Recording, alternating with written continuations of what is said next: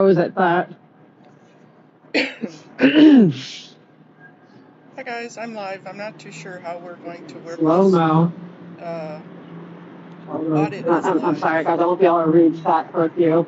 I want to get here on like 20. I'm going to put her on mute while we're talking. So, as I said, I'm not too sure how we're going to work this because I'm going to have to call in. And hopefully we'll be able to hear from her phone.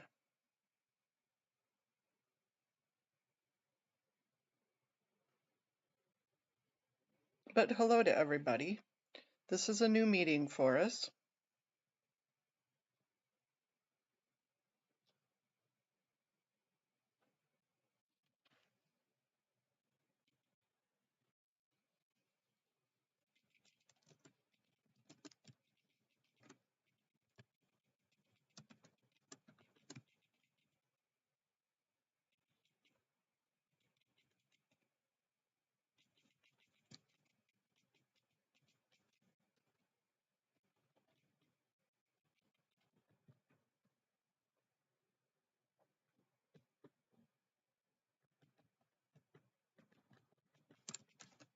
I need to write something out real quick.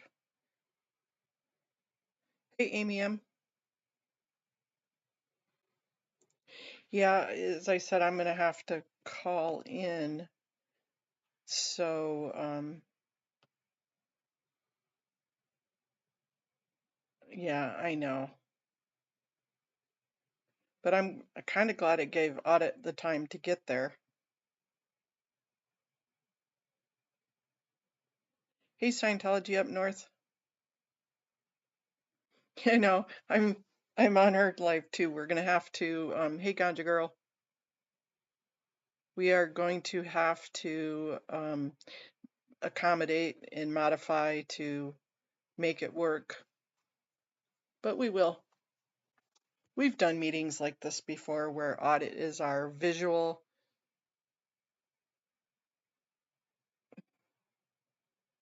Oh my gosh, I'm so sorry. I hope you're feeling better.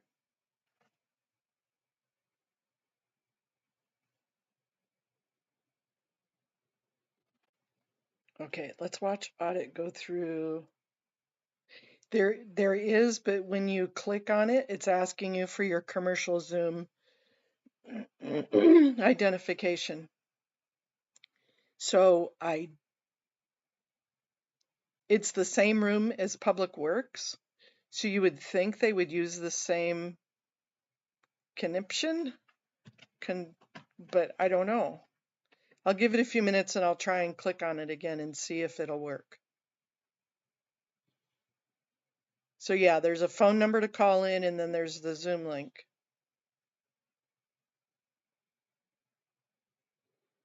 Okay, well, I'm glad you didn't have a night stream, but I'm glad you had a night's sleep.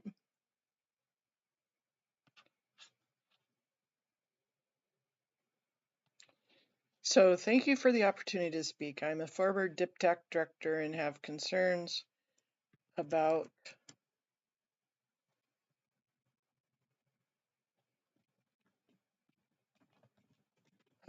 happenings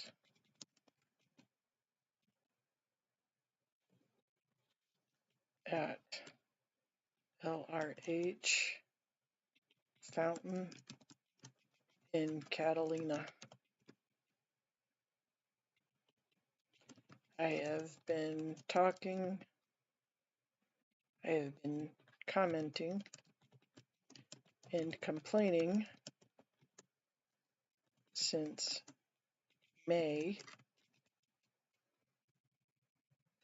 June.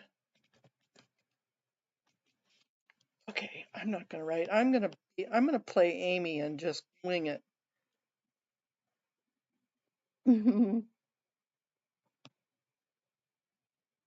Okay, computer.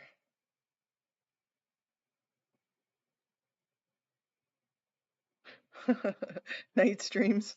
My daughter had night scares too. I remember those, the night screams.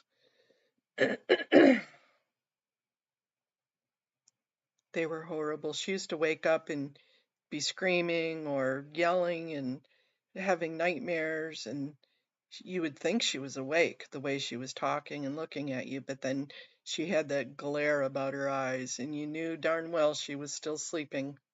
Night terrors. Oh, those streams were wet diapers. Yeah, those two. In the shits. Let me go back to the agenda and see maybe if they changed it. I put the links in the, let me see, open link in new tab.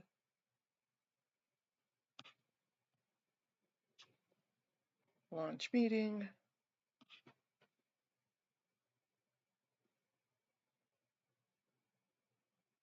Let's see what it does. Oh, commission has joined. Coast has joined. We'll let them know you're here. That is not going to work. Leave meeting. I want it join from my browser.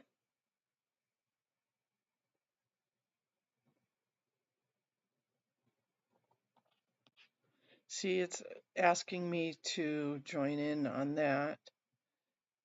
Ugh.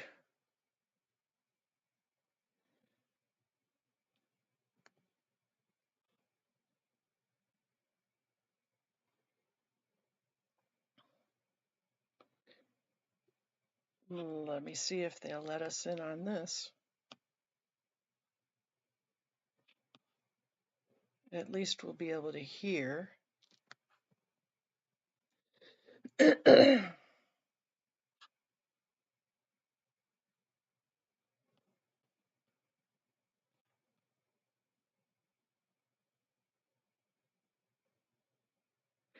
Yeah, I thought so too, but I don't see him. I don't see him.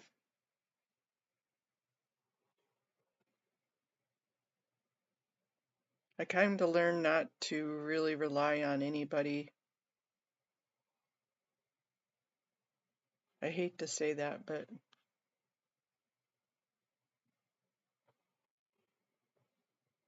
let's see, wrong one.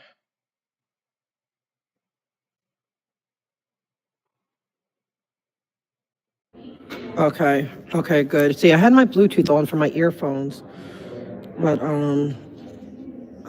maybe that's why it's always worse with the microphones. I can never get that sweet spot. But let me see. Okay, let me put in for this. Still isn't.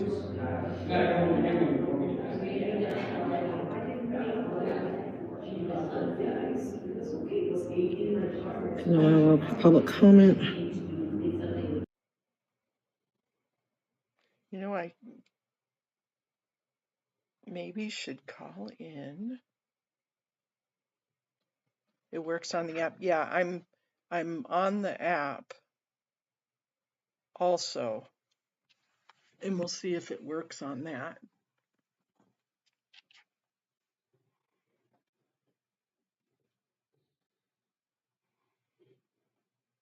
Whether or not they let us in, Amy, that's a different story.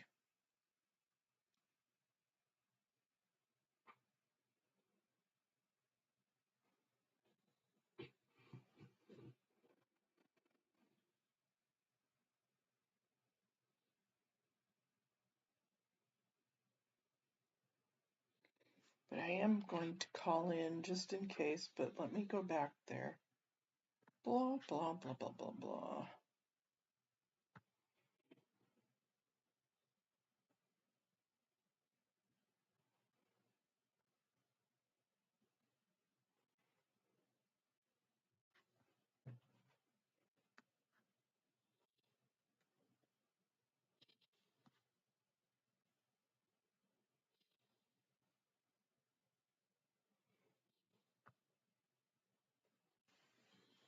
Okay, let's see.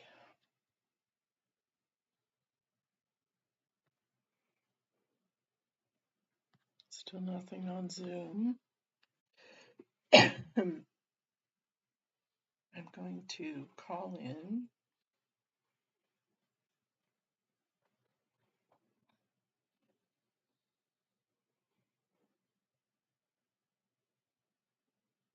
Six 444-9171. Welcome to Zoom. Enter your meeting ID followed by pound.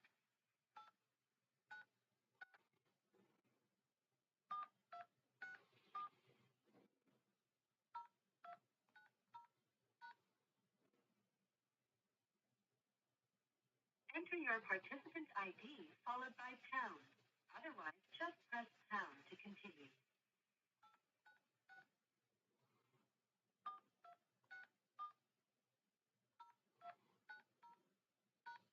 You are in the meeting now. There are 8 participants in the meeting. You are muted. You can mute or unmute yourself by pressing *6. You have been added to the waiting room. You cannot talk or listen until the host admits you to the meeting. Alrighty then.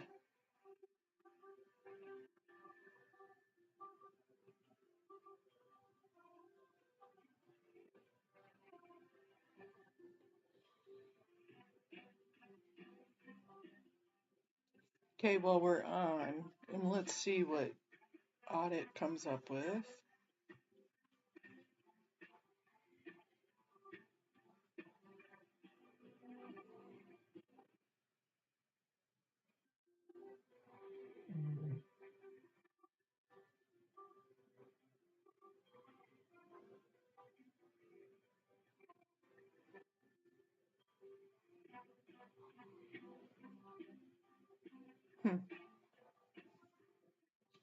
Can you guys hear my phone at all?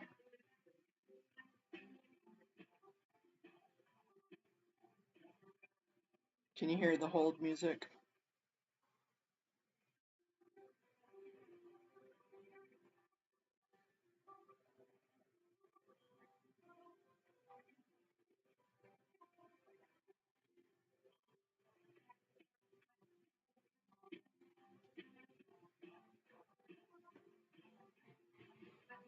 Zoom music.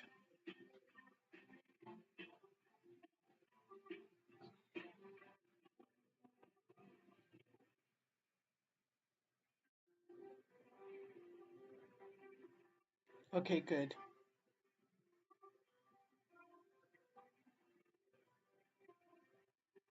Thank you, Peter.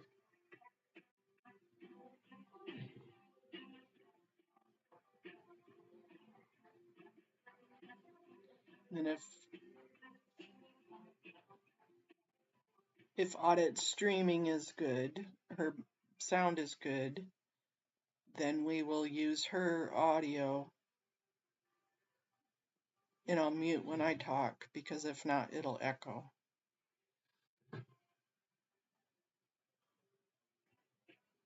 It gets weird when it does this.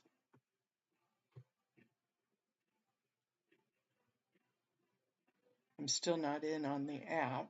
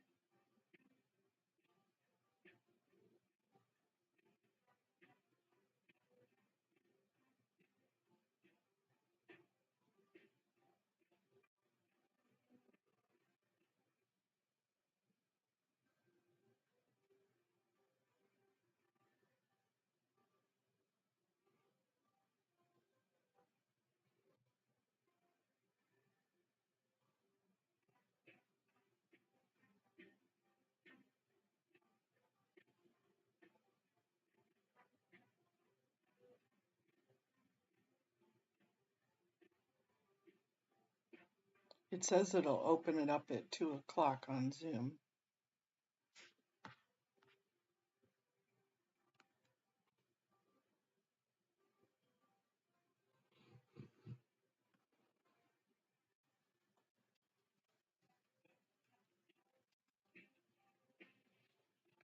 but it won't let me on my browser, so we're gonna have to use hers as the visual because you can't put Zoom on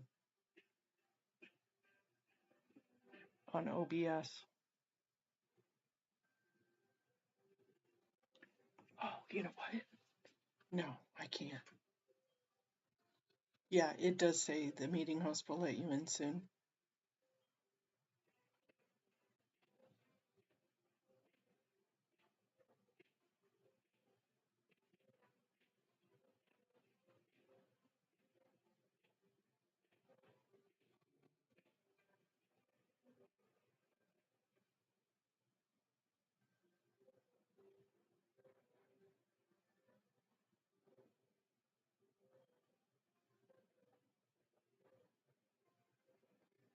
I don't know why they just didn't use the same system as they normally do in that room, because it's in the public works room.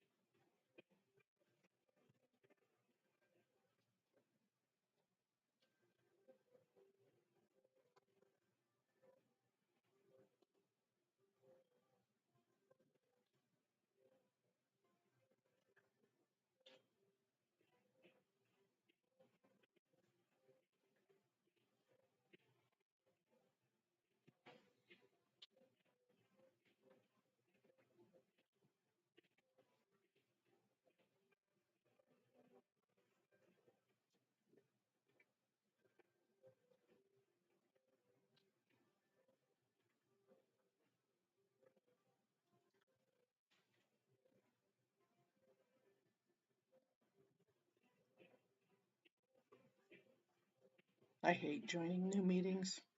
You just don't know how they're going to be, what they're going to do, what they're going to say. I'm used to commissions on disability. That doesn't bother me whatsoever, but the process sucks.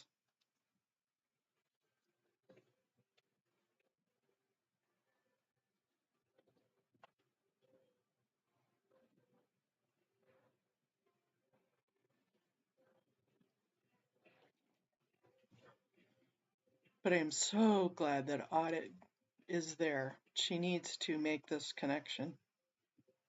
This is a great connection to have for her.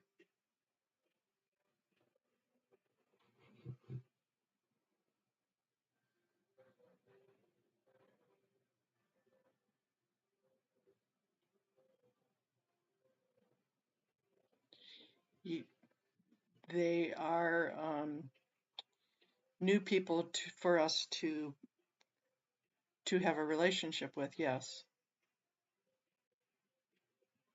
But the Commission on Disability is from the Department of Disability, for the Los Angeles city.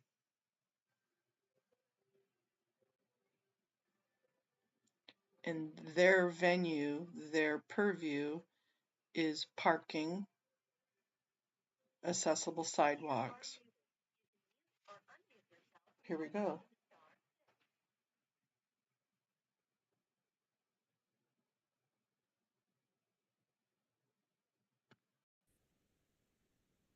Recording in progress.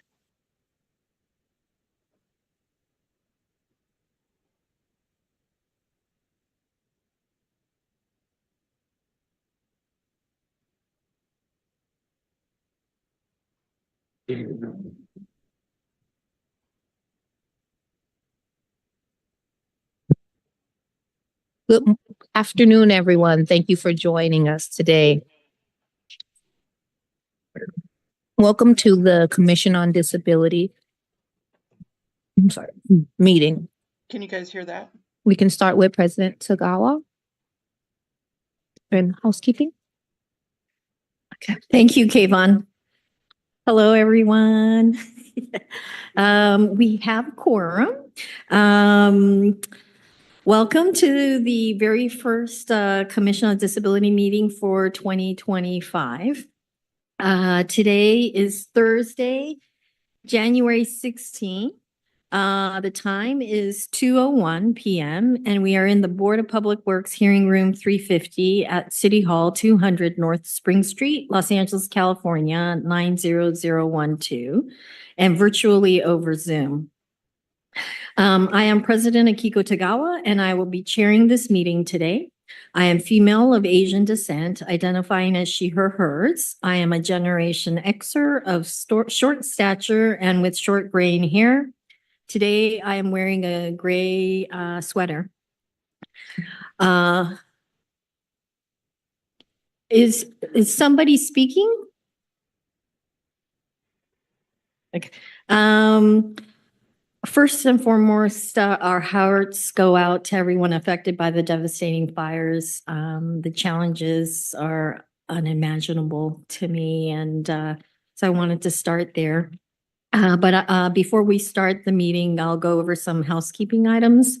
First, this meeting is being recorded. Therefore, we ask that when addressing the commission, you speak close to the microphone and only one person at a time.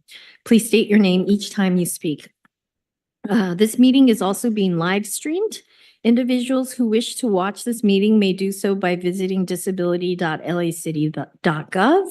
Click on the Commission on Disability meeting agenda link and find the agenda for today there. There's also printed copies in the back of the room. The meeting link can be found in the agenda. We will be following the agenda order unless otherwise requested. Agendas are located on the table by the entrance door along with speaker cards. Individuals who are physically here and wish to address this commission must fill out a speaker's card and specify which item or items you are going to speak on. Individuals can provide public comment or comments about a specific item in person or virtually via Zoom link provided on the agenda. If you're present at the meeting, okay. So when your name is called, please come up to the podium and clearly state your name. If you're participating via Zoom, when the item you wish to speak on is called, please press star 5. Star 5. Star and then 9. Oh, star 9 to get on the speaking queue. The commission executive assistant will call out each speaker by the last 4 digits of their phone number to identify the caller. The caller will be prompted to unmute themselves by dialing star 6.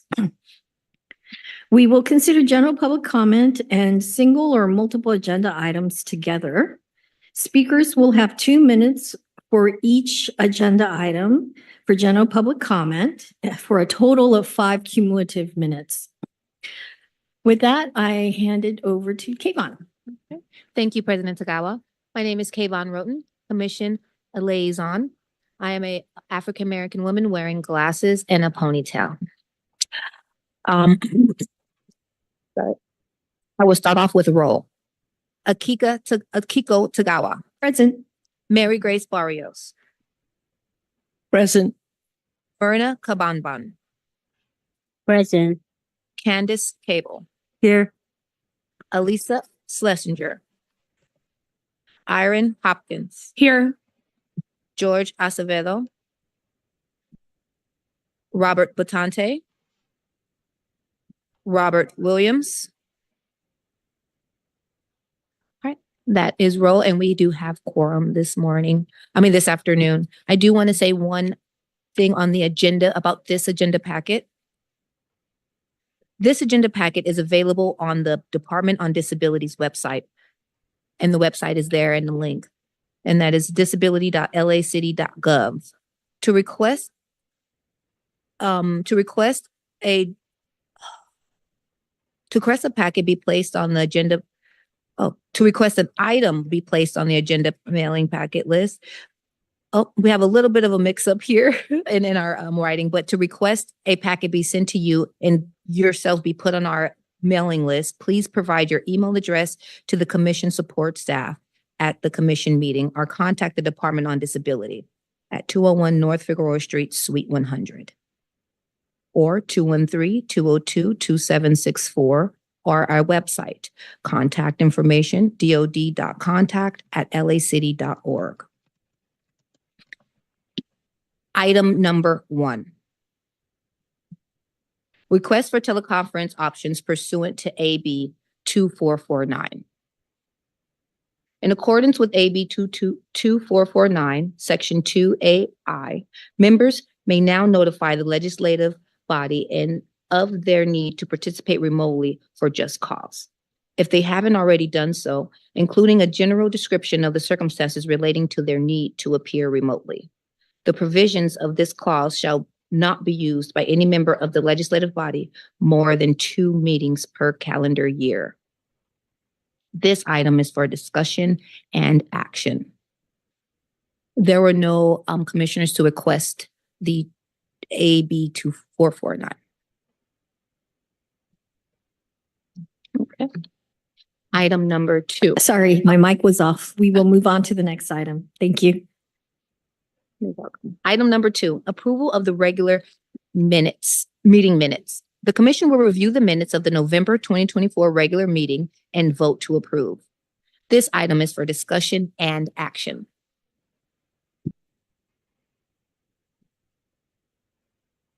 Any actions? I'd like to make a motion to approve the minute. Commissioner Kabamban moves. I second. Commissioner Barrios seconds. Any discussions? No discussions? All in favor? Aye. Aye. Okay, I think everybody. So we move to item 3. Item 3, public comment on the items not on the agenda. For the items not on today's agenda, but under this commission's jurisdictions, members of the public who wish to speak on items shall be allowed to speak for up to 2 minutes per item, up to the total of 5 minutes per meeting. This item is for information. We do have one public comment speaker today in person.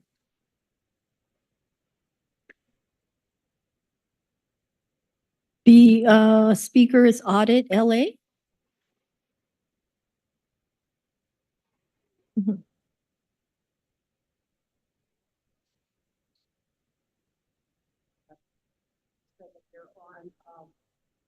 Zoom, and he didn't send any instructions for the Zoom users, if that makes sense.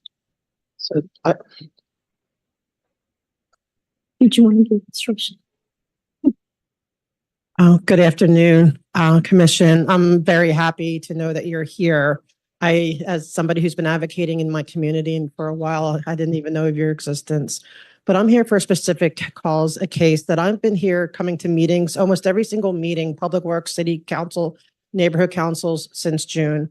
And that's because there's the Church of Scientology has put up 251 illegal planters that are not ADA accessible. I cannot access over 3 blocks of a city street that is a public thoroughfare from an access vehicle because they have these barriers up. They are not permitted. They are illegal. The city has told them to remove them, even to the point of submitting it to the city attorney, but the city attorney has done nothing. And everyone's, I've heard people like say that, yes, they've talked to them and they're just standing on their ground and they're not removing them. I have also been, because they are trying to close off their streets. They illegally enforce their street closure permits. It cannot exclude pedestrians. And so this is a public street, mind you, L. Ron Hubbard Way and Fountain Avenue. And I went through there and their security guard actually tried to kick me out saying that I'm a vehicle, that I'm not a pedestrian. And that is bigotry and hurtful to do that, to say I'm a car, because only vehicles are prevented from going through when they have their permits. And then they actually went to the police department, and I don't disrupt their anything. I just want access to streets. And I will, go and I do make sure I can get through, because if I don't, who will? Maybe, because a lot of people won't challenge it. They won't go through when they're allowed to because they're afraid.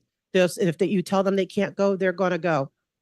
And so they actually went to the police and saying that this woman in a wheelchair is going to try to use our sidewalk and it's going to ruin our Easter party for the kids. I don't ruin anything and I don't interfere with any of their activities. I just want to get down a sidewalk that I'm allowed to get down, and it's such bigotry. But these planners need to be moved. I see their own people struggling. They have to hand walk. They have blind participants and people in walkers, and they can't get proper access because of these planters. And I need them, please, I need somebody to hear us, to hear me, to hear anyone that is struggling, needs access. Because it could be any street. Today it's theirs, but it could be anywhere. Madam President, you're at time on this item. Thank you. Thank you. I'll briefly say Steve Simon, General Manager, Department of Disability. If I could ask the speaker if you get a chance to give your contact information to my staff, they'll take it. We definitely want to hear the background. It sounds like you sort of researched it and had a lot of interaction. So the more information the department and the commission has, the better our ability to look into it and try and advocate. Absolutely. I can send you. Yes. Do you want my email? No, she'll get it. Okay. I will send you all the documenting proof. Okay, thank you.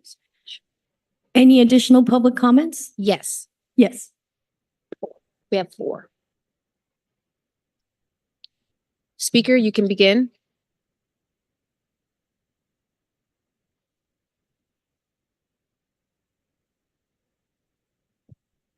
Speaker, if you're ready for public comment, you can.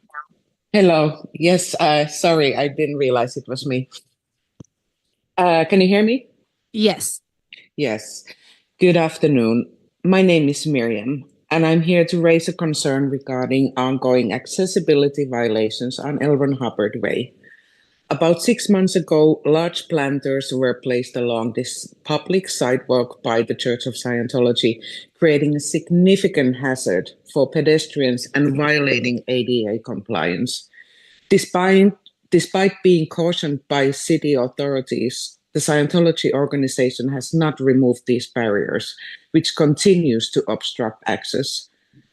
Additionally, during events held on this street, public sidewalks are often blocked by private security hired by Scientology, who intimidate and discourage passers-by to use the sidewalk.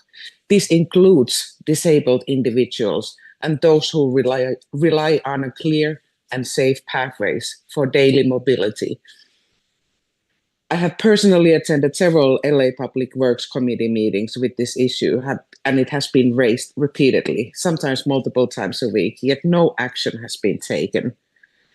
So I ask, how can we ensure these illegal barriers are removed and the sidewalk remains accessible to everyone, especially the elderly and disabled?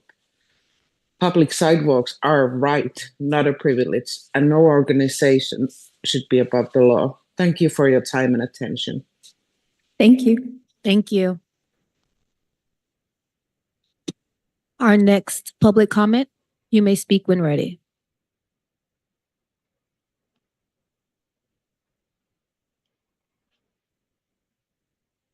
Good Good afternoon, afternoon. I'm commissioners. Can you stakeholder hear in the me? city of Los Angeles. There will be much to speak about the horrors that occurred last week. It turns out 11% of Altadena population are persons with disabilities. I'd like to speak to the rebuilding effort. I'm hoping that this department may inquire with other city, county, state, federal regarding this rebuilding. Many of these homes were pre-code, pre-ADA. Wouldn't it be lovely if every new built home had at least one ADA bathroom? Our population is aging. ADA is not just for people with disabilities. It's for elderly too. If this could be a consideration in rebuilding, making sure the businesses that once could not serve members of the community who are persons with disabilities would now have ADA access. Again, I hope that the conversation has already taken place. I'm just like, oh, we're already doing that. I hope I can get that response. But again, to include ADA, and while ADA by some is like, oh, that's a terrible thing, or it's too expensive. Our generation is looking to take the ADA regulations as a baseline and making universal design the future.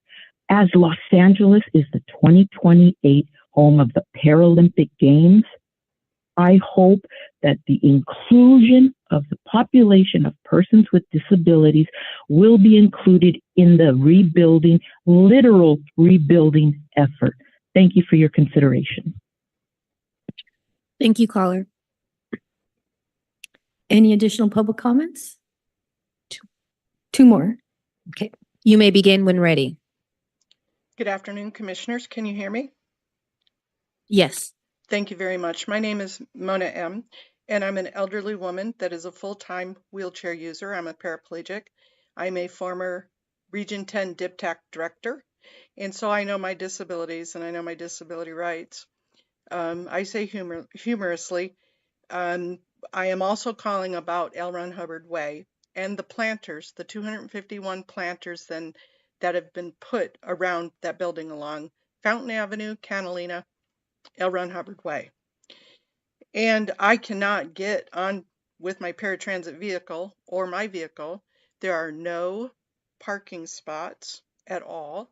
And if I take paratransit, there are no egress areas whatsoever. So I can't use those roads.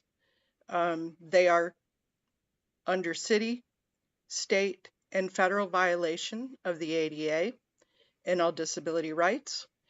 And something needs to happen. It's been a tug of war between the Church of Scientology, the Cult of Scientology, and the City of Los Angeles.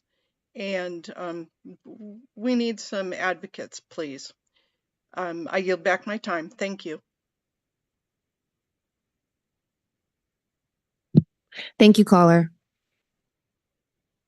We have another public comment. You may begin. Hi, can you hear me? Yes, we can. Okay, so I'm calling about those planters as well. They are definitely not ADA compliant. I've parked right next to those planters, and my passenger, very skinny person, had to be super flexible, had so much trouble getting out. There's no space there. So I do not know how someone in a wheelchair or with a walker, anyone with any issue that needs extra accommodation with space would be able to get out of a vehicle and onto the public sidewalk or easement. These planters are on the public easement.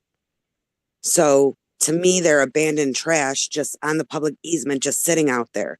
I've personally talked at several meetings with Public Works complaining about these planters and how they're ADA non-compliant. I have a friend that is affected by this, and I see her struggling when she's in areas where there's all these planters on L. Ron Hubbard and Fountain. Like, it's been since June. and no one in the city is doing anything. And I wish I would have known about this meeting sooner, because I would have been here telling you guys about this sooner.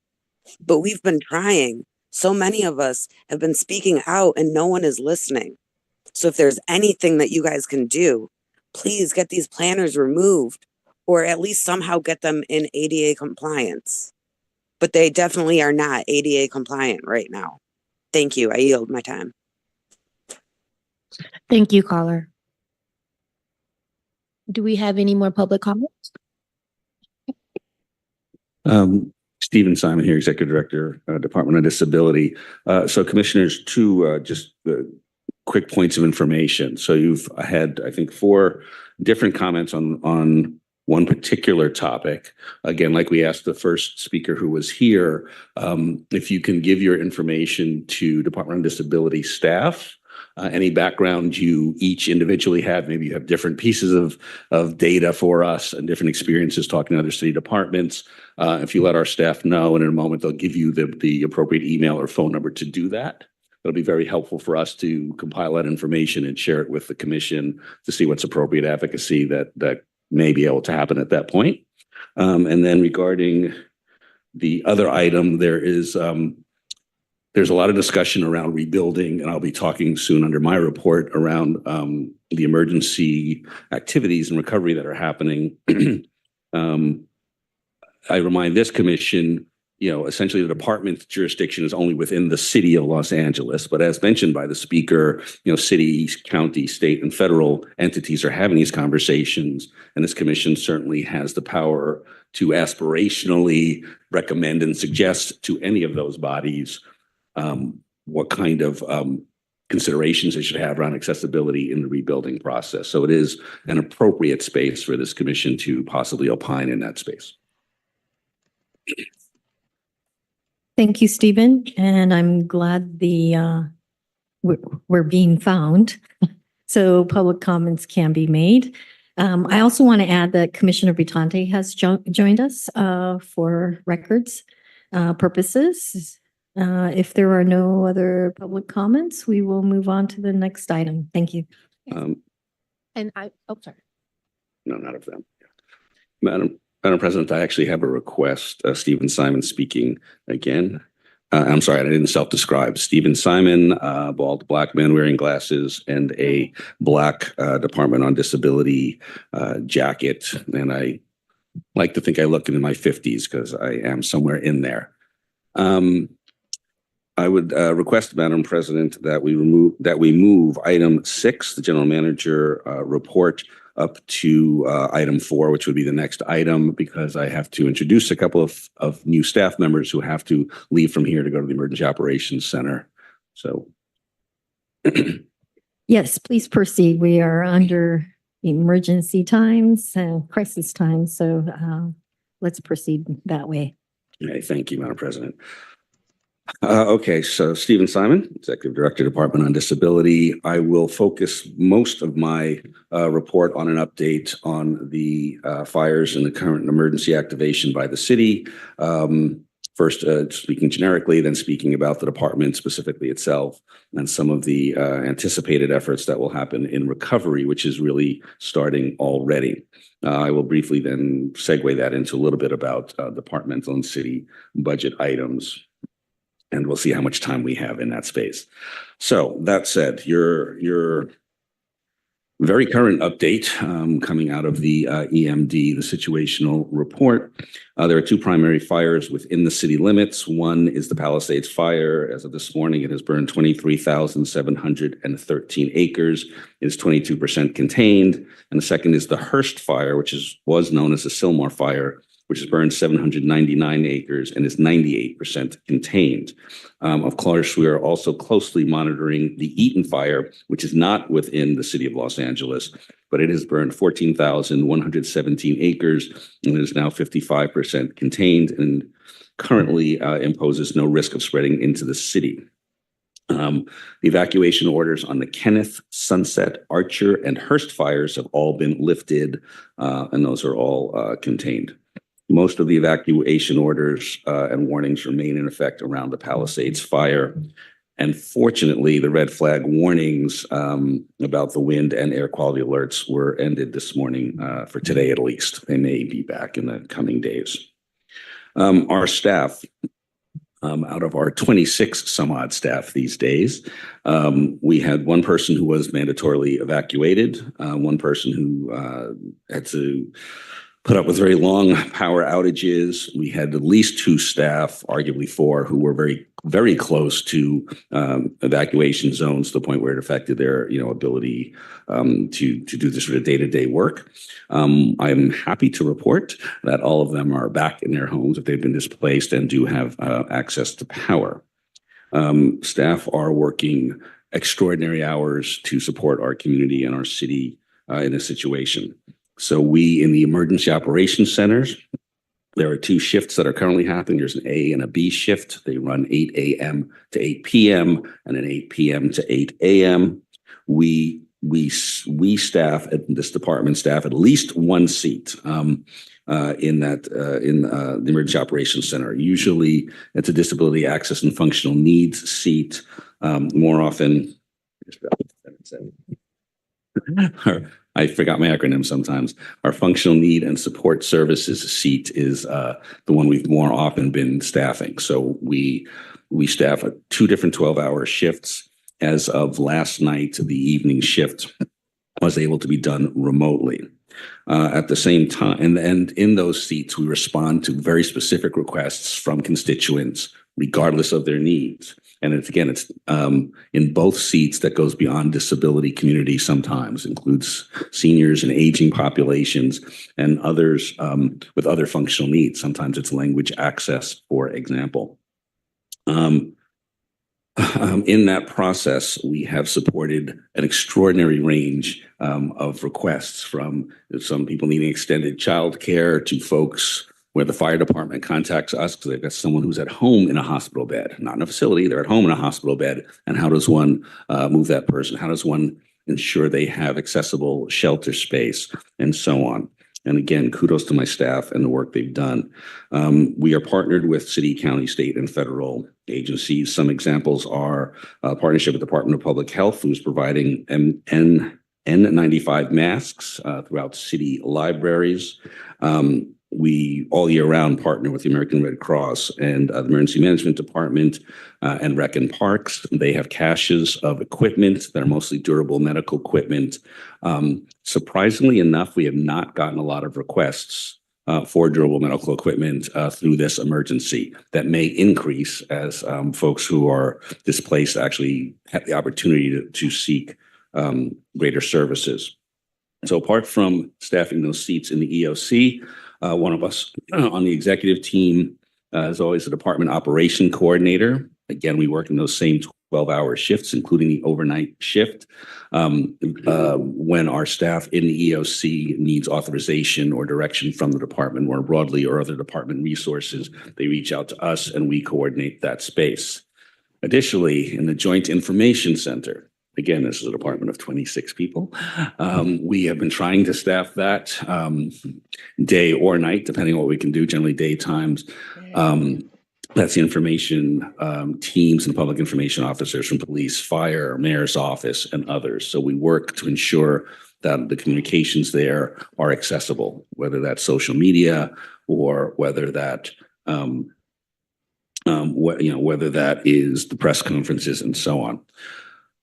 And I just realized, looking at the audience, that I forgot to introduce the 2 people, which is why we're doing this report early. So give me 10 more seconds to talk about fire. I'm going to introduce them so they can escape and go to the EOC and continue doing this work. Bear with me one more moment there. I do want to talk about the accessible comms briefly. It is a super high priority for us. And I'll be honest, it's been some difficult conversations where the suggestion is when there's a gap that, the department wasn't on top of that. Trust me, we are on top of it. It is a continual struggle to make sure every level of communication that's happening through city and other partners is accessible. So when is the press conference? Who's at that press conference? We need interpreters at that press conference. Ideally, we'll have certified deaf interpreters where possible. They need to have a space marked where They literally stand to do that interpreting. The cameras need to keep the interpreter on the screen, right? City doesn't control that. That's all the news stations. That conversation has had to happen almost every day to ensure it. It's still not happening enough to our standards, but I believe there is a commitment from both the media, the mayor's press team, our other city departments to try and make that happen as well as possible. As you may have experienced with these press conferences, it's the mayor and the county and federal and other folks. They're moving them back and forth between the city and county. We spend a lot of time working with county, again, to ensure that their press conferences, their hosted ones, were as accessible as ours. So I will segue in an odd way to my two new staff members to introduce and then circle back to a little more fire information. While we were trying to cover all these seats and all this space, I wasn't done with that part yet.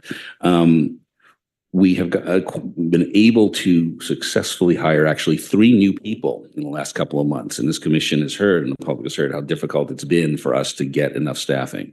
So 2 key members that are joining us today are, I still have to look it up. First, I would like to just bring to the mic briefly Blanca Hladek. She is with she is going to be in our core team, our community outreach and education team. She'll predominantly be doing community education, but maybe she'll be doing a little intake and referral. Maybe she'll be doing a little emergency response she didn't expect because she showed up the week of the fires. Maybe she'll be doing a little more durable medical equipment work than anticipated. But please welcome from our core team, Blanca Hladek. Thank you so much. Good afternoon, everyone. Again, my name is Blanca Hladek. I am a female Mexican descent. I go by she, her pronouns. I'm very excited to be here to be of service of any way I can, whether it's in the role that I was hired for or anything else that the department might need. I'm happy to help. I realize that these are difficult times. I personally know people that have been affected by the fires, and so I'm more than happy to jump in and support in anything I can do as of now. My previous work has been with in the nonprofit field. So I've been with the nonprofit, the same nonprofit for many years, supporting with events. My main role was in events and community outreach work, whether that be fundraising events or community events. And so I've been very on the ground in the community, as well as administrative work. So it's a transition to the city of LA, but I'm really excited. I'm really excited to be here and see what I can do with the Department on Disability. I'm learning a lot in this first week. I had a chance to be at the DRC this morning to work alongside my new colleague, Claudia. Got to know a little bit of the other departments within the city. Got to understand a little bit more of what they do and how we work with them. So that was really great. And I'm looking forward to doing more. And I'm currently also jumped in to start working on the Abilities Expo. So I'm very excited about that. And I'm excited to represent the Department on Disability and the community out there and make sure that the people of the city of LA know what we do and have access to the work that we offer. Thank you so much. Oops, let me go. Thank you so much. Sorry, I'm getting a number here. Okay, and secondly for today, I would like to introduce you a colleague who we worked with before in a couple of key projects, including some workforce development for people with disabilities space with the Chamber of Commerce and some other partners here in LA.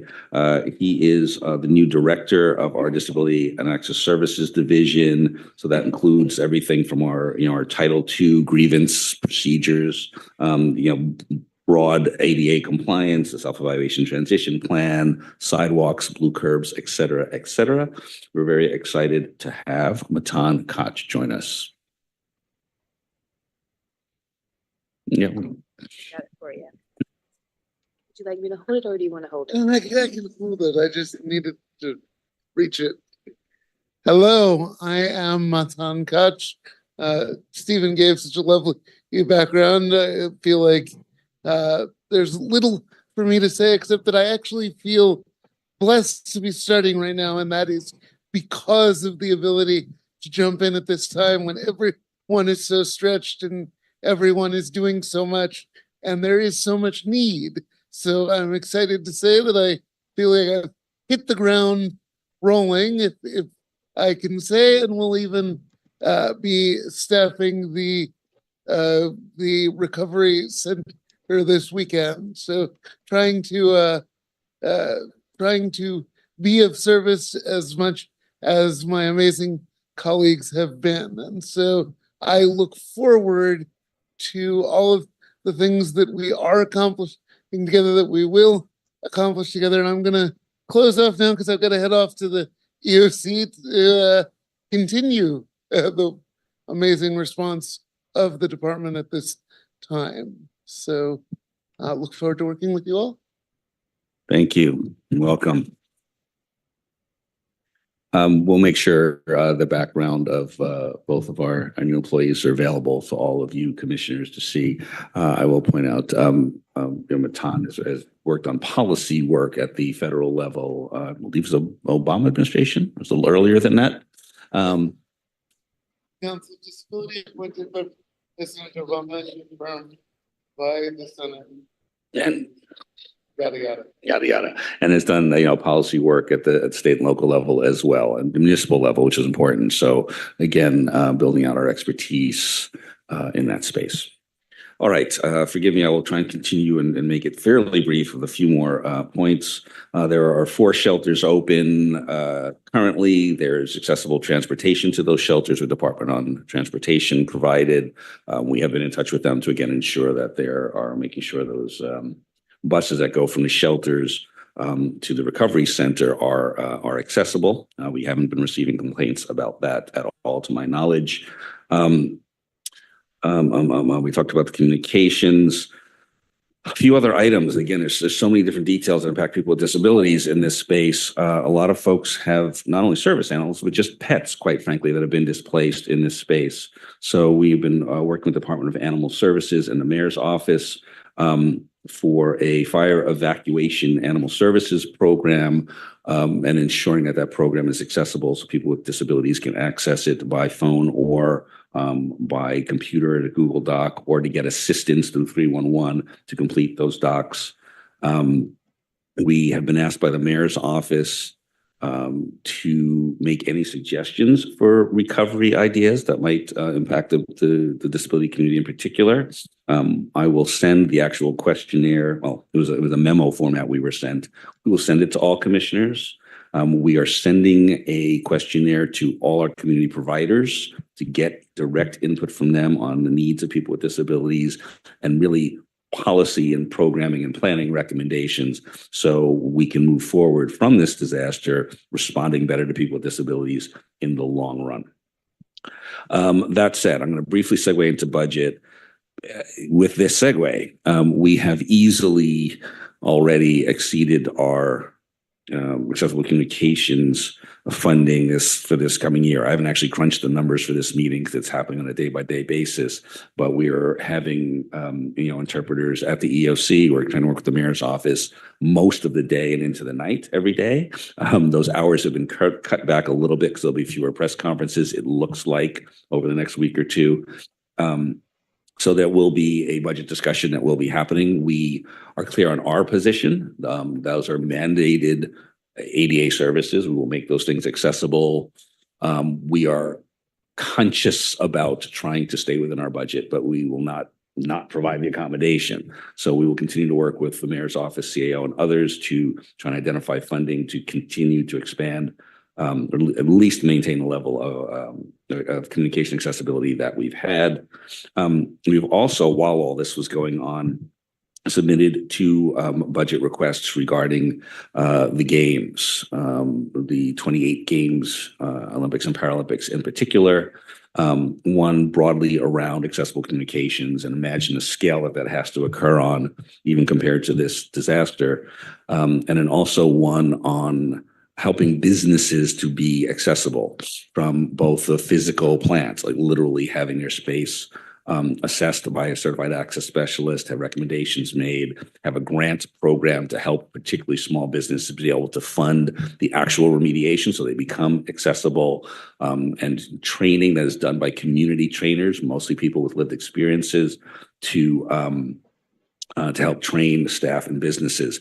It looks like the guidelines will be to to invite businesses that are within 1 mile at most of venues, which is an actual awful lot of the city. That's probably reasonable because of capacity. We may even make it a smaller distance, somewhere between a quarter to a half mile. But we were working with the Economic and Workforce Development Department on that to do a really joint project. And we're very excited about that. It would, I think, change the face of how the city works with businesses, ensures that accessibility and inclusion of people with disabilities in that space really changes. So we're very excited about that. I won't throw numbers at you now, but I will get that out as we negotiate that with various folks. One more note, sorry. We are also working with the General Services Department on trying to help ensure that their both capital programs and their maintenance programs are fully accessible and compliant. And in those discussions, they pointed out their need to really have some staffing, particularly in their maintenance division, who have greater expertise in accessibility, right? And so I have another report I'll bring that up in a minute. Actually, I will very briefly report all of the requests that this commission put into the General Services Department regarding mostly City Hall and accessibility. All of those have been addressed as of except for one door closure that they're waiting for a part on. So we're actually very excited to announce that. So the committee may want to talk about that in a moment. But in general, we are very excited that GSD is putting into their budget request for this year, trying to hire some expertise into their maintenance teams to do the accessibility there, and the opportunity for this commission to share their thoughts with both mayor's office and or CAO or mayor's budget team or council. That might be an idea that you all favor. That opportunity exists, and we'll again get the budget timeline in front of you. It's a public document, and you can look at opportunities to share your thoughts on that. Let me stop. Let me add one more quick thing. The Abilities Expo is actually going to add two more things. One function we're still contemplating, though it's on its last legs, around the emergency, the beginning of this recovery effort right now. Let's see, there's a disability resource center set up. It is in Westwood, the former West Side Pavilion, if folks are familiar with that. It's a large space where many city, county, and federal and state departments come. So people can get everything from a new driver's license on the spot to access to benefits, to insurance questions, and so on. And for us, that we can help get our constituents to all the departments they need assistance from. So we are in that space. It's an excellent space. It's been very helpful to our community. That said, we believe it might be helpful if we actually gathered 10, 20, maybe more service providers in our community that provide services and get them into one place so people who are impacted by the fires can access them all at once. So it turns out that space at West Side Pavilion is not going to work for it because it's already full, essentially. But we are working with EMD and Department of Aging right now to try and identify a way of putting together that kind of resource fair, if you will, in the coming week. So it's very hard to do that quickly, but if we can get it set up, we will. The segue from that to the Abilities Expo is that for the longer term planning, ensuring that additional providers and community services and maybe local and state and federal government entities who can support people with disabilities impacted by the fires can be available at the expo, which is in March, and it's a time away. That may that's another tactic we are considering to try and make sure our community is supported in the long term. Now I will stop my very long report. Thank you, Stephen. I just want to add that there were some asks by the commission in a previous meeting, but some of the asks may be delayed in realizing because the staff are just triple booked with the fire response plus their regular work and the staffing shortages. So as they come, we'll let you know they've not been forgotten. One is your DoD events calendar, but it's not taking priority, So I just want to make sure that you're aware, and we wanted to bring this up because this may also start to pivot some of the ad hoc committee approaches or priorities. So thank you for that, Stephen. Any comments from any of the commissioners? Commissioner Bitante and then Commissioner Barrios. Stephen, thank you for your report. I heard the sort of trying to get it all done with what you've got theme in there. And I think this is an important time, not only to speak about what you were able to do, but to be candid and forthcoming on any issues that you feel you were unable to do, either because of staffing or logistics or whatever the impediment was. I think this is the time to raise those issues so that we can go to the city with budget requests, to fulfill whatever needs you think we were either dilatory or unable to do at all. Thank you. Thank you, Commissioner Barrios, and then Commissioner Hopkins. A very meaningful new year to everybody, staff and commissioners and our audience, especially our people with disabilities. My name is Mary Grace Barrios. I am a Filipino Hispanic of identity. I'm wearing a blue coat. That's it, right? Okay. I have two questions. First, on I wanted to inquire: is that Scientology that our audience asked, is that the one located on Fountain or is it on Sunset? We can check on clarification of that. My understanding, there is a building that goes between Fountain and Sunset. Yes, yeah, there's two, right? All the way in Sunset Boulevard, and then there's a one on Franklin. I think they have a center there, so I would like to ask if you could confirm. And then if in your report, find out if the council member who is in that district, whichever it has been informed by the public of those who have these concerns to be included. And then thank you so much to the staff. I know it's been hard. All of us have been impacted by this fire. And for you to go on a 24/7, right? Because 12-hour shifts is a great testament to your commitment, because a lot of our people with disabilities are doubly impacted when such disaster happens. So this is, I think, a learning curve for all of us, especially we will be hosting several major events in the city of LA, including our Paralympics. So I'm just so grateful, and let's learn and work together on how to be able to respond to our communities.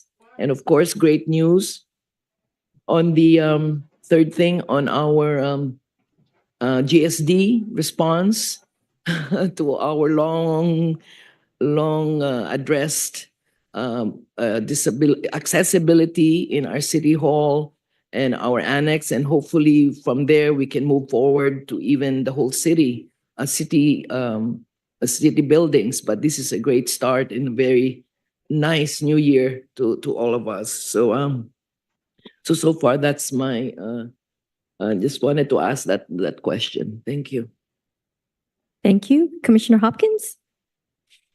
Hi, this is Iran Hopkins. I have actually a question that isn't what I wanted to ask, but I've noticed that a lot of people are self-describing, and wanted to know if that was like a new rule or a policy adoption, but anyway, if we could work that into some point, that'd be great.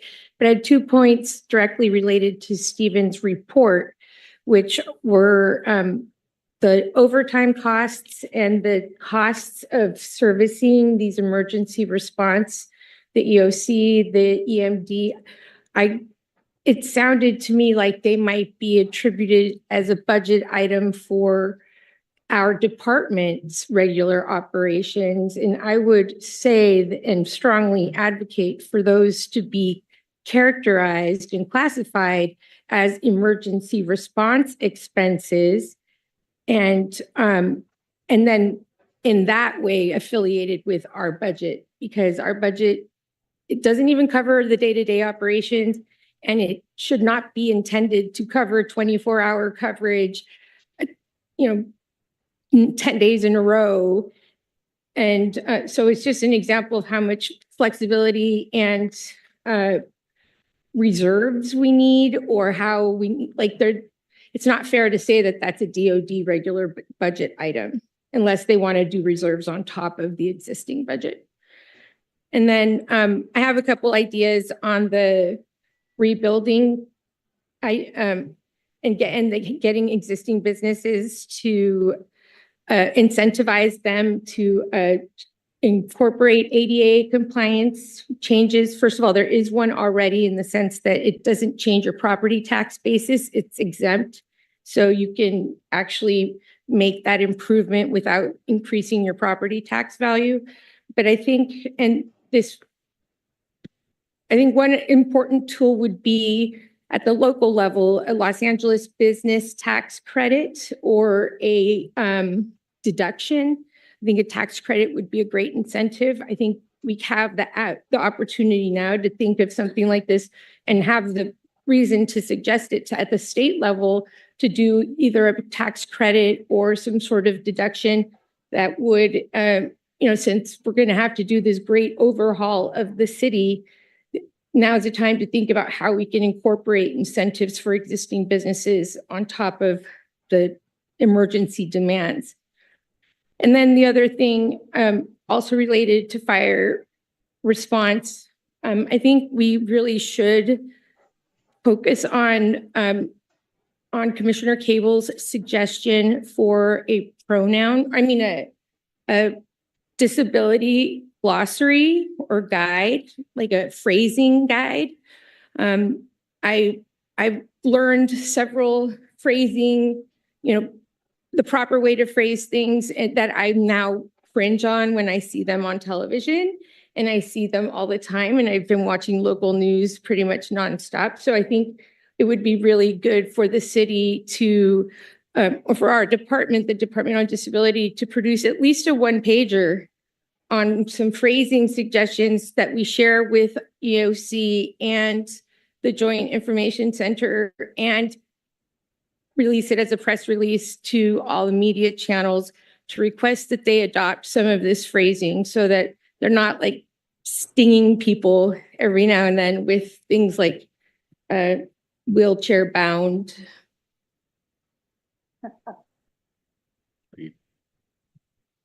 Comments on the whole run. Yes, Stephen, you had a comment. Thank you. I can go around and cover a little bit of everybody's there. Oh, if you're going to do that, maybe, do you have any additional comments, Commissioner Cable or Kabaman? This is Commissioner Cable. I have a glossary I can supply. This is Commissioner Hopkins. I would appreciate if Commissioner Cable could send that to me as well, because I can help with some of the explanatory, like put together a little package so that it's more ready to advanced for distribution. Steve Simons. Okay, and then I'm sorry, Commissioner Tagawa. I would just like to add for the fire that I've heard multiple news outlets indicating concerns of the challenges several of the residents who have disabilities experienced in evacuating. I realize we're still in the response and recovery phases, so I'm sure this will be a little bit out But I think it would be good to kind of assess what happened and what we could do better to make sure those challenges can be addressed. And if there are things the commission can do to better advocate for that, because it's out in the news, there might be momentum for making some good community changes around that. So I just wanted to add that point. So sorry, Stephen, your turn. Don't never apologize to me. I'm just adding some color commentary to all of your comments. And maybe I will sort of work backwards. So for example, glossary is a great example where we sometimes have great resources in place that maybe need to be tweaked or maybe we want to add to. And it comes back to the question about sort of resources sometimes. So when you all have a copy, right, getting it to us really, really helps. We sometimes and Ali Everett says this to me all the time. I mean, I literally at least once a week. We have the expertise generally, we're good. We just don't have the staffing sometimes to sort of organize and brand it even, or whatever, and so, for example, we were working with Council District 3, Bob Blumenfield's office, on and it came out of a conversation from this commission. It wasn't the glossary per se, but it was sort of an accessible comms, primer, right? And some of it was a little bit about branding and language. And same thing, we literally said, we just kind of can't sit there and assign someone to write it. And so they actually got a bunch of interns who weren't necessarily experts in it, but it was a very organized program who could go out and find examples and at least compile it all, make a bunch of recommendations. And that's the kind of thing where we can see what you have already, and if they're put together, recirculate them and make those edits together. So we're going to come back to your points here about the budget in a second. So we'd love to see that and love to help circulate it and work on it. Coming back to sort of the broader budget questions from a couple of your points. The after action report is going to happen. There'll be a lot of conversations saying and it's just standard policy, right? Standard procedure. Two key things that need to happen in that space. One is, in my personal opinion, the city needs to go back to our own policies and procedures that got written from a lawsuit brought by people with disabilities saying we didn't do enough 10 years ago around emergency preparedness and response and recovery. And those got written. And every department should have them and every department should follow them. And every time there is a new event, and all sorts of events may or may not happen over the years here in Los Angeles, we should know already what you do when you encounter a wheelchair user and can't move them out of a certain space. What you do when you encounter a deaf and hard of hearing person and need to communicate emergency information. What you do when a press conference gets launched. It is, sorry, I'm getting emotional. It is a struggle for my department to no end to have to repeat that again and again and again. Again and again and again. Every emergency that happens, every day when a shift changes. And so I'll forgive my soapbox for that, but it is actually upsetting. We have good policies. Maybe they need to be updated a little, sure, but we have good policies. We need to follow them. Coming back to the question, a question of budget and the argument that, right, the city should ideally have broader plan and broader budgeting. Right now, all of the dollars for accessible comms within our department, or if some department needs us to, someone requests an interpreter or a cart from us, we provide that, we pay for it. In the ideal world, every department actually has their own funding for it. They all know how to access the vendors. They just do it themselves and they can cut out the middleman and save time and get that accommodation moving quicker. So we're moving to that slowly. But unquestionably, there needs to be a policy where no matter what's budgeted, there is always a fund that can backfill that to ensure that accommodation is always available. And then the bigger picture question around this budgeting and how it's addressed, the culture still needs to change in this department. And I will say there was a conversation where two of my exceptional employees were trying to ensure that a project, an activity was accessible, that has something to do with the fire response, and essentially got told that that accommodation that would infect multiple people was pulling resources away from others. And that is never correct. The accommodation needs to be built in to every single program, activity, service, and facility the city has at all times. There are no exceptions to that. And every now and then we run into someone who will argue back that that's a tactical decision to be made about making accommodation because of resources. And it's always the wrong answer. And we are still trying to educate people in that space. So thank you. I'll get off my soapbox again. I know I'm running long. Forgive my speaker that's coming up. I told her it'd be 10 minutes. I'm going 25. That is something that this commission and the department with our community partners can really be out there and continue to do. So thank you all for your work in that space. We have a lot to do, and we're reminded every emergency that comes up. I think I covered most of your, some reference to your comments. Thank you. Thank you for your leadership, Stephen. It's really appreciated. I also wanted to add, I know that'll be for the next part, but for the glossary list, it's a to-do for ad hoc committee number 1.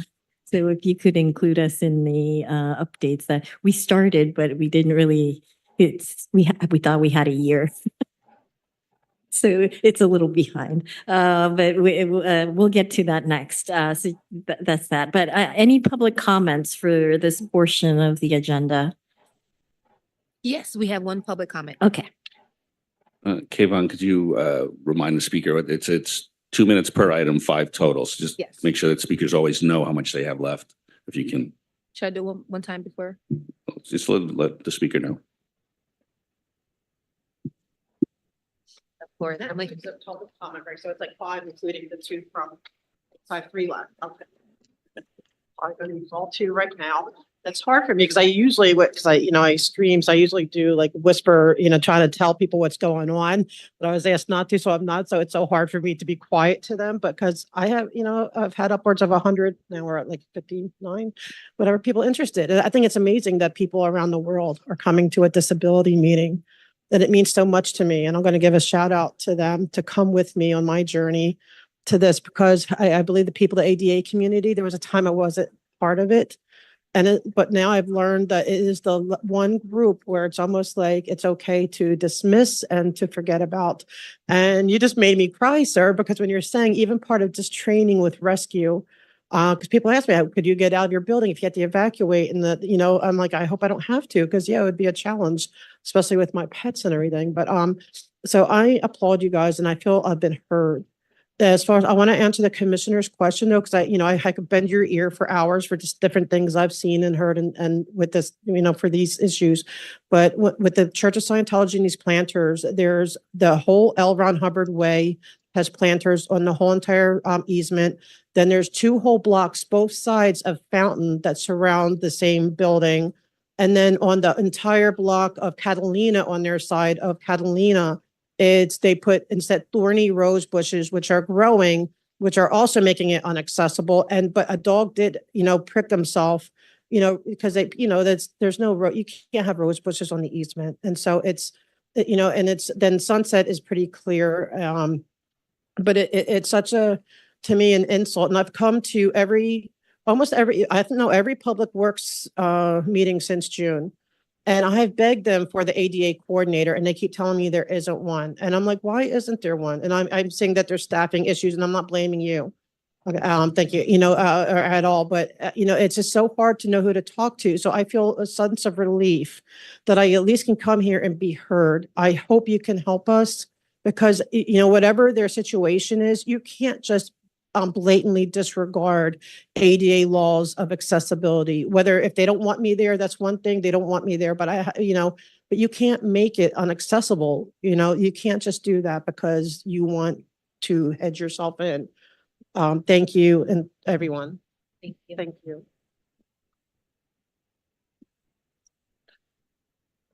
We have another public comment. Speaker, when you're ready.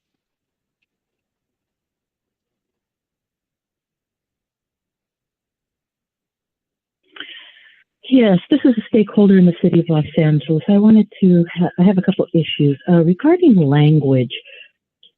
The frustration I have with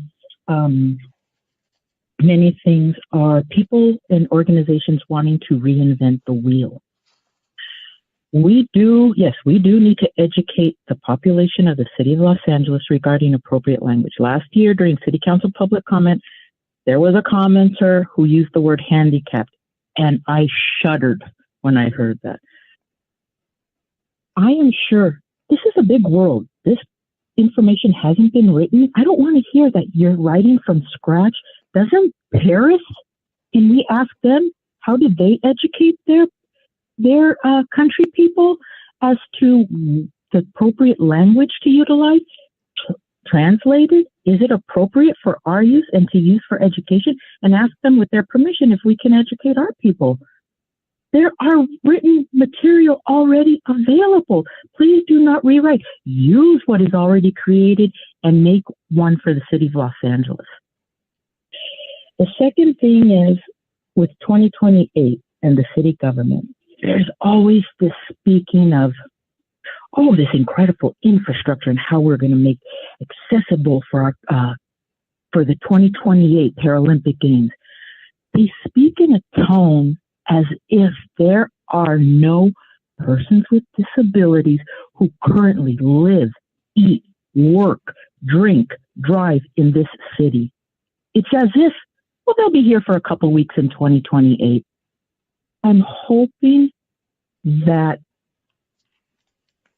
like it was said, oh, you're taking resources for, excuse me?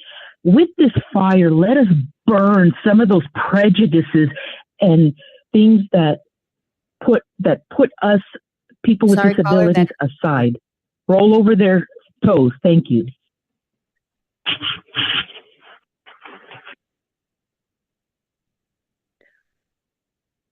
Any other public comments? We have no more public comments. Okay, thank you. Yes, Dr. And so again, brief point of information on two pieces there. I think that this department, this commission, if anybody, knows that our role around accessibility is day in, day out for the city at all times. And what I would say to the public, I understand how sometimes it may sound like, oh, now you're going to do it for the games. I think, and then please correct me if I'm wrong, I can speak on behalf of the commission and the department. We see the games as an opportunity.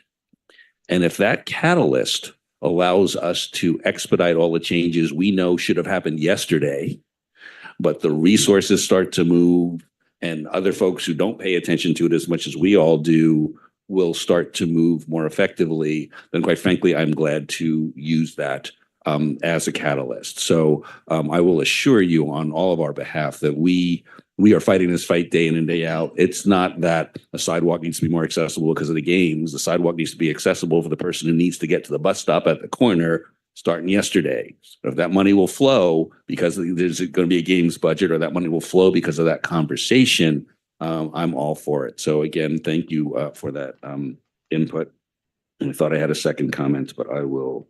And then reinventing the wheel. Yes, same point again. We are absolutely cognizant. It's exactly my point. We hate to start from scratch, creating even a glossary or something. That's why we want to use an example by one of our community experts, work from there and just get it out in place and get it distributed. It's just sometimes we don't even have the staff to do that. And it's really a difficult struggle, but we look for best practices among the expertise that's here. Ali was in Paris, looking at best practices there with some of the mayor's team and others. And we definitely invite any examples and any support. And we have a student professional worker program. We want to reinvent our internship program where we can have folks come out and spend that kind of administrative time to help us put these things together and rewrite them and update it. So more to follow on that. Thank you. Thank you, Stephen.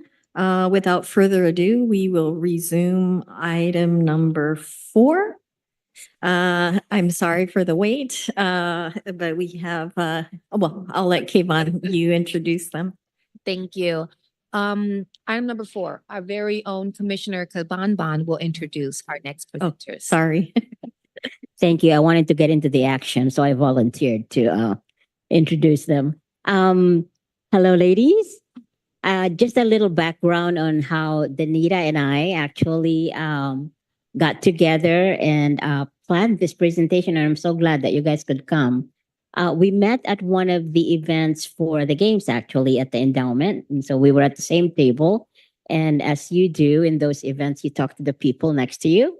And she had informed me that there's this program that is an alternate housing for people with disabilities. And I was quite intrigued by it, and I was not aware of its existence. So we're able to get a lot more information from the experts. So if you would, ladies, welcome. And commissioners, I'm very happy to introduce you to them. Thank you again. I appreciate it. My mom always says I never learned stranger danger. I just talk to everybody, which is beautiful about this program because I truly love everything that we do. I've been part of this program for over 5 years, and we're California Mentor. We're a family home agency. We're also part of the Savita family. And my name is Danica Rosales. I am a Guatemalan Puerto Rican descent, a female, 5'3", brown hair, all black clothing. And I'm really happy to be here today because this is such an opportunity to just spread such a beautiful program out to the community. And I have a son with a disability. So I truly believe that this program is making a difference, and this program services adults with disabilities. I'm Leah Feliciano. I'm Danica's coworker and work wife. So I'm a Filipino Caucasian female with a black sweater, about 4'11" and a half, and the half does matter.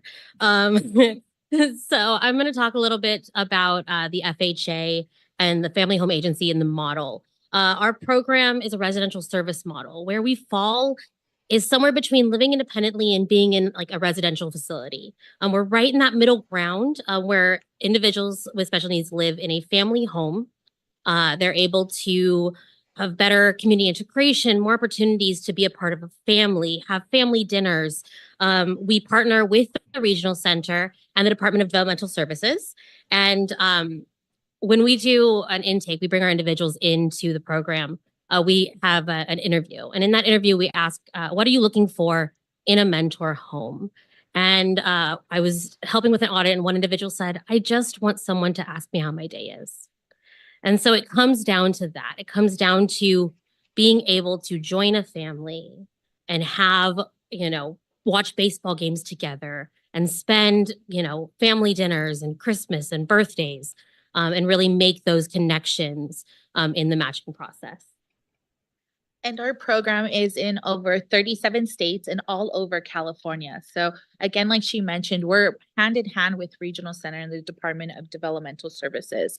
Now, the individuals we serve are all adults. They're over the age of 18. So this program model is designed to, for individuals that choose to be part of this family environment, that want that extra assistance. It could be a different variety of supports, like maybe assistance to a doctor's appointment, or maybe an advocate during those doctor's appointments, or encouragement to be an advocate during those to speak up for their needs. And so our program is designed for all adults with diverse needs. It could include intellectual disabilities, autism, cerebral palsy, epilepsy, but mostly the program model is designed around regional center individuals. And so we have what we call a circle of support. Quality and matching really is at the core of our program. We have some mentors. We've actually been vetted with Regional Center since 1998. And so we have individuals that they were living in homes and they've, moved on, and but they still come home for Christmas 20 years later. So that circle of support does include our program service coordinators. They actually do bi-monthly or bi-weekly home visits. So they're there quite frequently to help with any needs, as an additional advocate. We have our direct support professionals and then the mentor providers, as well as Regional Center.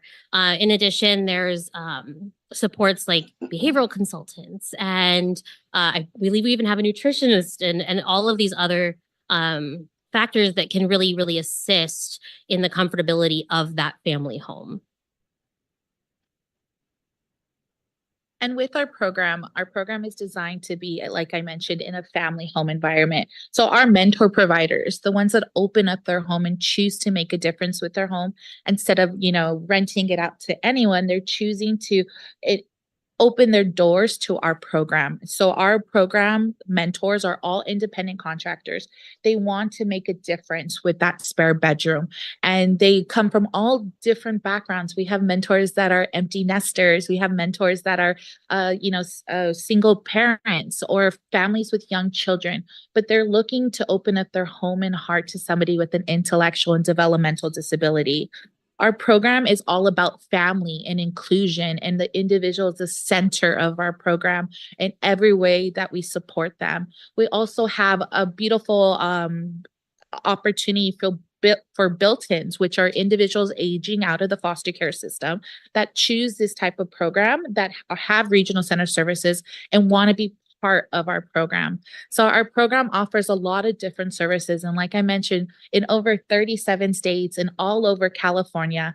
And so Leah and I are here today just to provide this information to the community, and also to see if there's opportunities to reach more people. Thank you. Thank you so much. If you guys have any questions, we are here to answer any. Thank you so much. Commissioner Hopkins. Thank you for this information. And yes, I think there's a lot of opportunity for people to understand how this works. How does it work, and who pays for what? And as you were describing it, I was like, so it's like foster care for adults with disabilities, or adults, period. But can you fill us in on how it works, the economics, what the criteria is? How does one family become an approved mentor family? So as far as the individuals that we serve, everybody is referred by regional center. So if somebody is a regional center client, they can speak to their service coordinator, ask to be in a family home agency home, and they're able to facilitate that intake process and send over the information to us. And then as far as the payees can be a multitude of different ways. I know Regional Center is a payee for some of our individuals, as well as some individuals will pay a portion of their board and care costs, and then utilizing their Social Security. But reaching out to the Regional Center is the way to become an individual in our program. As far as becoming a provider, you reach out to your local office. You can go to mentorswanted.com, and then we're able to send you in the direction of whichever regional center is correlated to your area. And then we will start the intake process, or the recruitment process. The certification takes between 60 and 90 days. And you have to at least have a spare room, because our individuals do have their own. So we don't do multiple people in one room. And we actually are able to serve, quite a span of needs. And we actually are one of the few programs that can have individuals with children and they're able to actually have their child with them in the home as well. And so with our program, these individuals are matched to these homes. So we want to make sure that the homes that are opening up, what they can provide, what they're available to do, we want to make a match with the individual that are being referred to our program. So we have a very thorough matching process when it comes to making sure that this is a great fit for this individual and a great fit for the home as well. Thank you. Commissioner Barrios? This is wonderful. I want to have a question. Are the caregivers or the mentors able to qualify as a IHSS caregiver? No. So we can only have one program running out of the home. There is no, the individuals and the mentors there's no crossing of money, no cross-contamination of funds. So everything is funneled through the company. But the mentors are able to, like that certification process and the educational course that goes through, they only get the certification as an FHA provider. Yeah, because people with disabilities, they only get SSI up to maximum of 1,100. So how are they able to qualify for this kind of a service? Regional Center does assist with the additional. So if an individual gets SSI, they may have a portion of board and care where they'll pay something that's correlated to like their income, and then they'll also receive personal incidental funds to spend in the home. But as far as like the mentor or the provider in this circumstance does receive funds from Regional Center. So as of now, it's only Regional Center clients Yes. that are able to. Okay, thank you. Commissioner Cable?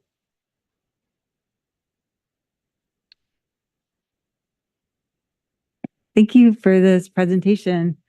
So I have a question. You said you were in other states. California, from my understanding, is the only state that has regional centers. How do you find your clients in the other states?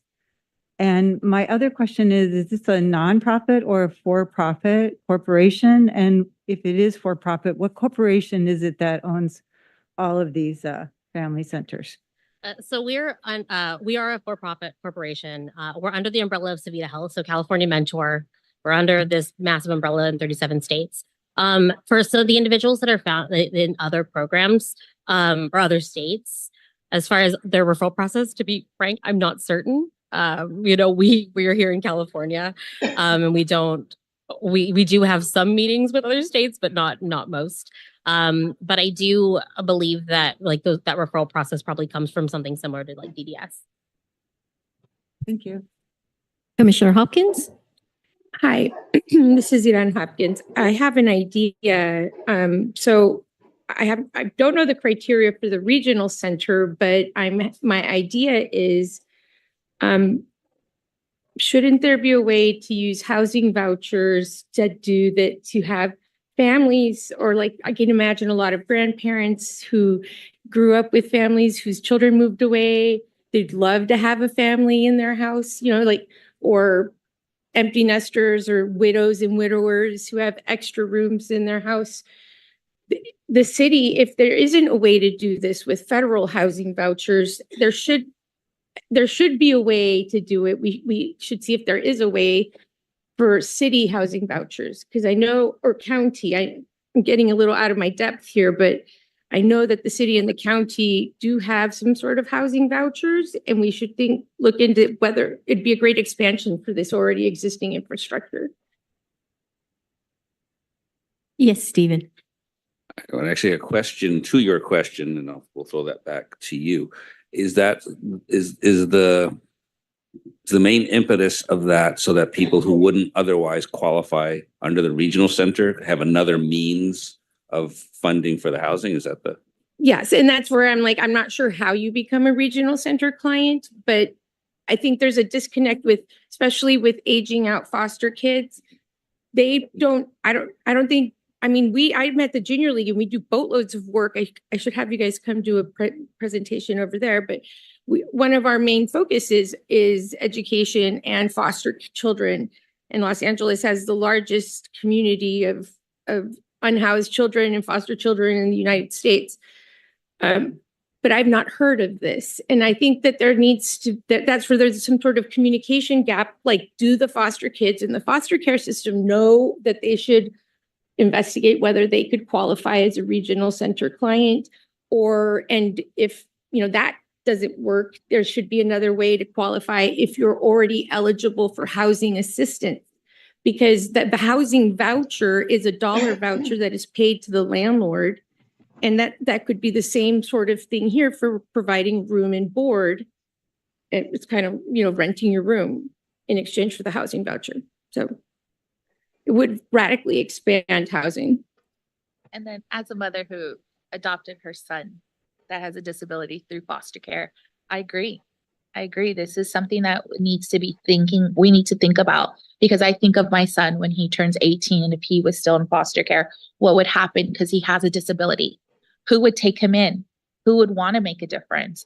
And so this program is beautifully designed for recruiters like us to look and thoroughly vet these homes to make sure that they're in it for the right reason, right? And so we're really here to bring program awareness, to shout it to the top of our lungs across California that this can truly make a difference for not only an individual with a disability, but for somebody who wants to make a difference, who is an empty nester that is looking to, spend some time with some family or expand their family.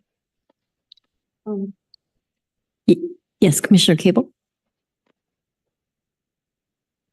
Thank you. And thank you for that question, Commissioner Hopkins, because regional centers, from my understanding, are only representing a certain population within the disability community, which are people who have intellectual or developmental disabilities. Any other disabilities do not qualify for a regional center. And usually someone starts to interact with a regional center at a very young age, when they're probably 2, 3, 4 years old. Is that correct? Correct. 2.5 or before 3. Okay, so that means that only people with intellectual or developmental disabilities, and you did have a list that you mentioned of what categories of disability are eligible for this program. Is that correct? That is, but if somebody does have a diagnosis of an intellectual or developmental disability prior to 18, they can still speak to regional center and get services, even if they aren't currently a regional center client. Thanks. And this is Commissioner Cable again. That's why I asked, how do they find their clients in other states? Because California is the only state that has regional centers. Yeah. And so in the other states, it would be also intellectual and developmental disabilities, correct? There are actually other service lines. I know in other states we have like neurorestorative, like neurological homes. So there's quite a few other options, but as far as California Mentor, in our areas, it is just regional center clients. Thank you. Thank you. And Stephen, you had comments? Just brief questions. Again, thank you for this presentation. I understand the scale of states you're in, but what's the scale, like the number of homes and or the number of individual clients in California? I mean, or in LA or whatever, any data you have. I'm curious about the scale. We were on a call last week. I think there's 685 individuals in our homes in the state of California. We're all connected to a regional center. So I'm with San Gabriel Pomona Regional Center. Danique is with East LA. And so as far as like the homes in those areas, we're always looking for more. We're always out in the pavement. I'm out with my 2-year-old at 6 a.m. canvassing homes. I think in our area, we have about 27 homes that are connected with San Gabriel Pomona. And then I believe I have about 19. A majority of them are probably in like the Whittier, La Habra. We do have some in like our El Sereno area, Highland Park area. And so we're always looking to expand by word of mouth, but we're trying to grow that. And since we are not a facility per se, we can only have up to 2 individuals per home. So even if somebody has 7 bedrooms, we're not going to certify 7 bedrooms because it's not intended to be that. Part 2. Thank you. And then you discussed several wraparound services. As you pointed out, you're not a facility. So the wraparound services available in home to everybody, or there's someplace they go to get those wraparound services? In homes. They do, it just happens in home. Yeah, so with the exception of the direct support professionals, where that really is intended for the direct support professionals to take the individuals out into the community. We have a lot of individuals that do bowling league on Saturday mornings. And so the direct support professionals will assist the mentors, the providers with kind of some transportation and spending time. But everything else is provided. Thank you. Okay. Any other? Yes, Commissioner Schlesinger. Yeah, thank you for this presentation. I have a question because I think at the beginning of the presentation, you said something about like people coming home for Christmas. And so I think my question is this temporary? So it is intended, these matches are intended to be long-term, but some individual, homes make a lasting impression in these individuals' lives. So these individuals, after some individuals might choose to take this as a stepping stone to be independent and live on their own. And so they're coming back during Christmas to spend time because that's their family. That's the family that helped them take that step. And so it's just amazing that what our program can do. I guess that part absolutely makes sense to me. But when you said it, I was thinking more, is it like a temporary setup as opposed to like a long-term family integration? Yeah, it's more of a long-term situation, but it's an at-will program. So this is a choice between the individual and the mentor provider opening up their home. So it's a both mutual understanding and respect that this is where they would like to choose to live, and the mentor chooses to open up their home in this program. At any time, again, it's an at-will program. They choose not to be part of our program. We understand. We just require a 30-day notice for the homes, and then the individuals can move at any time.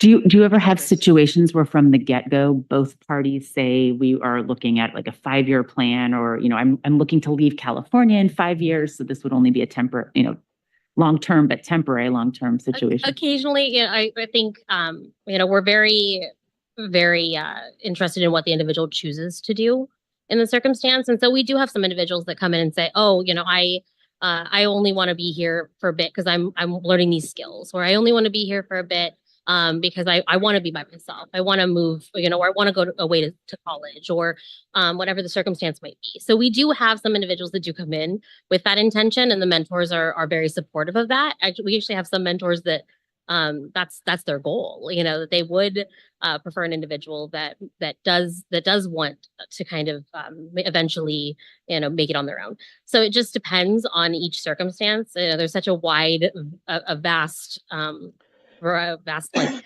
of our homes, and then also the individuals that we serve. Well, thank you. Any other comments from the commissioners?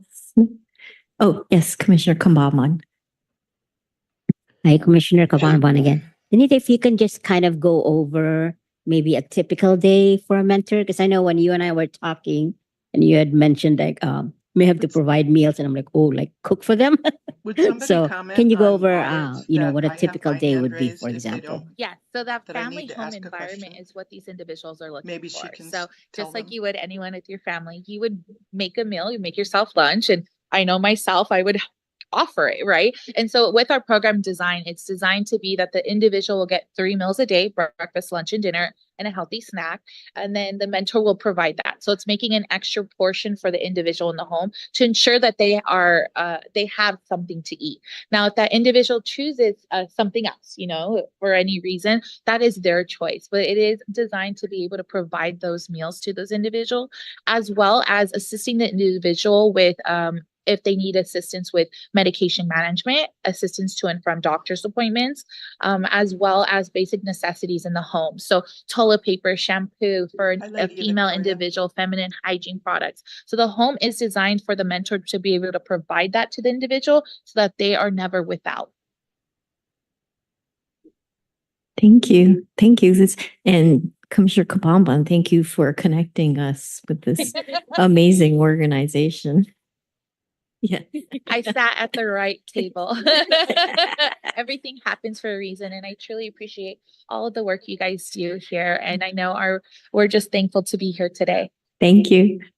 Thank you, everybody. Thank you. Thank you. Thank you, Kayvon. Are there public comments? Yes. There are public comments. Are we going with the in-person first or online? Let's do in-person first and then virtual. Okay. Right. 1 minute, yes. It's me again. I'm changing topics. I'm going to talk about this topic. This is amazing. This needs to be something that they do all around, not just for regional centers, it needs that, but imagine seniors with our housing crisis. Can you imagine all the families, like they can't be there with their senior mother or their senior father, and they like instead of putting them in a home, like where they're maybe going to be ignored because there's so many patients, they know they can be with a loving family who's going to sit there and give them the, 3 meals a day and love and comfort and mentor and, and or other disabled, like the people who, they're maybe not regional center, they may be more physical disabilities, but they may need help. They have IHSS, but maybe they don't have the proper housing. And what an amazing thing. This needs to be on the forefront for the future. It's so mind-boggling. I love that you guys do this, and that I came here to hear about this. But this needs to be the housing solution for the future for seniors, disabled, as well as our, people from the regional, our friends from the regional centers. So, and I just want to say also, because what they're doing with the regional center, I know somebody who is developmentally disabled who ended up needing being put in a home, and they put him in an addiction recovery home because they had nowhere to put him. And he's, doesn't drink, do drugs, there's no recovery issues with him. But so it wasn't a good match for him, but, there was no alternatives. I absolutely love to know that there's an alternative now. And also, is there any way on your website, can you put this kind of information out so people who would like to know more about this kind of thing, or because, we'd like to know more, so, and I know you're understaffed. I'm not trying to put more work on you, but we want info. Thank you. Thank you. Thank you. Next speaker.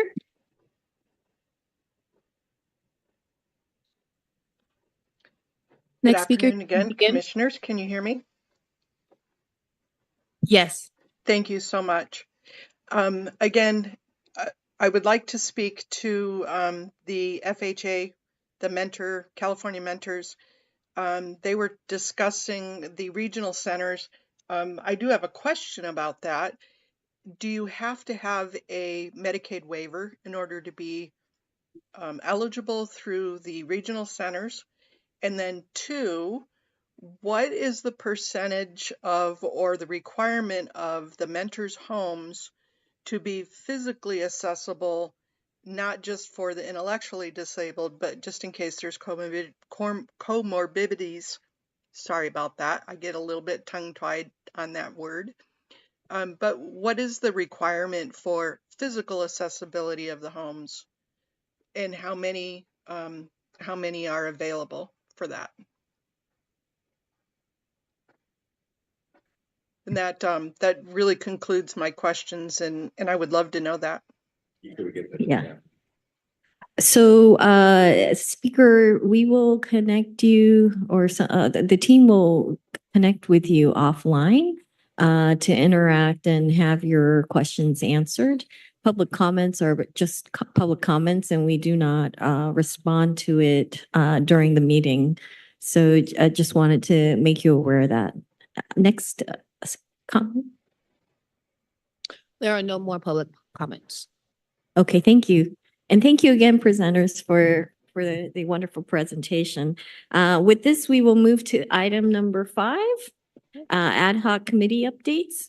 Oh, I just want to take a quick second Yes. just to update the public that if you want to contact the commission or have questions for the commission, please email myself, Kayvon Roten, at KAYVON.WROTEN@lacity.org, or the department's contact page at dod.contact@lacity.org, adding the commission in the subject header. Thank you. Thank you, Kayvon. Okay, now to continue with ad hoc committee updates. The current ad hoc committees, Commission Bylaws and Advocacy, Disability Culture and Legacy, Aviation and Transportation Network Companies, TNCs, Accessible Infrastructure and Communication, and Housing Equity, will provide work plan updates and written recommendations, if any, which the commission may choose to act upon. This item is for discussion and action. Our first committee is Commission Bylaws and Advocacy, and that is President Tagawa and Commissioner Kabamban. Commissioner Kabamban?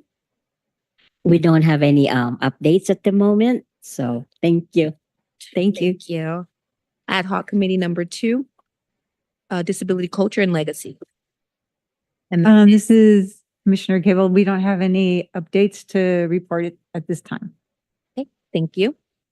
Ad hoc committee number 3, Aviation and Transportation Network Companies. Commissioner Barrios. Updates on this one. Okay, thank you. Ad hoc Committee number 4, Accessible Infrastructure and Communication. Commissioner. Yeah. Terms of our City Hall accessibility Yeah, barriers. Okay. Director Simon said. For the general and service. PSD. Yeah. Yeah, so that if you could put that in to our ad hoc committee and give us that list. Right. And then when, you know what I mean. When- I'll add it in to your work plan updates. Thank you. Will do. Thank you. And Ad hoc Committee number 5, Housing Equity. And that is President Tagawa and Commissioner Batante. Thank you. I was asked to try to retrieve all the reports that we've done previously, and it took me a while, but I was able to retrieve every report that we did, given reports to this commission in the past. And I see that in that time span, we've had many new commissioners join the committee. So what I would like to do is to resubmit these written reports. They're still as timely and accurate today as they were when they were written. I'm going to give them to Kayvon, as she asked me multiple times to produce them. I'd like to have these reintroduced to a commission meeting so that all the commissioners can reread them. Then I'd like to have them brought for action for adoption, readoption again, and then further action to recommend that the city and any other agencies promote these as a working plan to reduce the homelessness in Los Angeles. Thank you.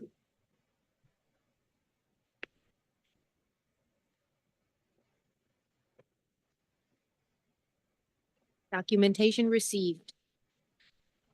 I would like to do a reminder that for each of the ad hoc committees, the city Department on Disability staff will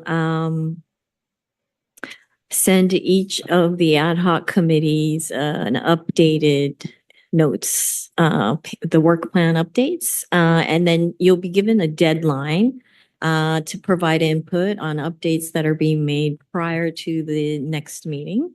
And so if there are changes, please make sure to add them into the documents, especially because they're, well, that was what we agreed to, but right now, especially because they're busy with the fire response, it'll be important for us to proactively support this.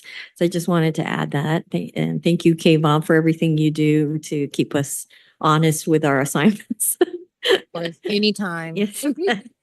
Any general comments by the commissioners? No. This is well, I guess it's part of bylaws, and I wanted to address Commissioner Hopkins' questions about the self-introductions. There is no policy or rule on it. I do it as part of my efforts to be more inclusive. So the pronouns were the first things I started several years back. And now that I've joined this commission, have added my self-descriptions because it seemed appropriate. So that's why I do it, to introduce, and then I think some of the others have kind of followed suit. But so there's no mandate at this time. Okay. Any public comments?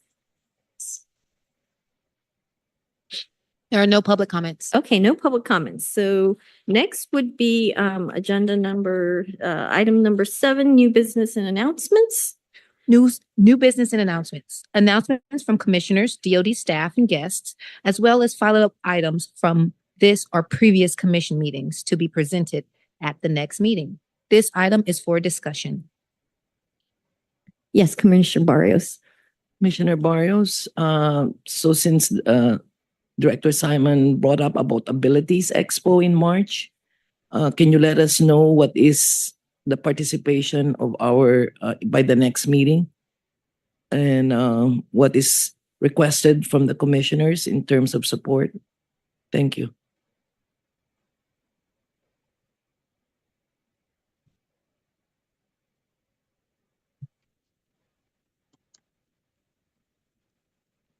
Any other new business or? Yes, Commissioner Kabamban. Commissioner Kabanban here. Just in an effort to update you guys with the efforts between the city and the LAX LAWA committee that I happen to be both on. I have updated them and in fact provided them with the letter that came from the mayor's office regarding the use of language as far as the games are. And that was very much welcome, actually. And we had invited on a very short notice, Stephen, to attend the meeting, and he showed up, not just for the portion where he was introduced, but in fact stayed for the whole meeting. And that was quite exciting for us. That was our December in-person meeting. So the committee now meets about 3-4 times in person. Most of the time we still kind of do it online. But that was very exciting. And it was very much welcomed by the committee and the personnel at the airport. So I just wanted to bring you guys up to date on that. Commissioner Hopkins. Commissioner Hopkins here. Just want to reiterate my offer to assist with putting together the press release / request to the public and the city and the media for the glossary, the disability glossary. And I keep wanting to say pronoun glossary, but it's the written guidance on phrasing. So please do send me whatever you have already, and then I can work with the prior letters in press release format that we had from before. Thank you. Anything else? I had a couple of things. I couldn't remember if I should have brought it up at the ad hoc portion or not, but anywho, there's a request by the General Services Department for our commission to write a support letter to increase the budget to support some of the improvements to the city facilities. We thought that the Accessible Infrastructure and Communication Ad Hoc Group would be most appropriate to lead this. So wanted to bring that up as a request. And then I believe Kayvon and Ali have more details on some of the context needed in the recommendation letter.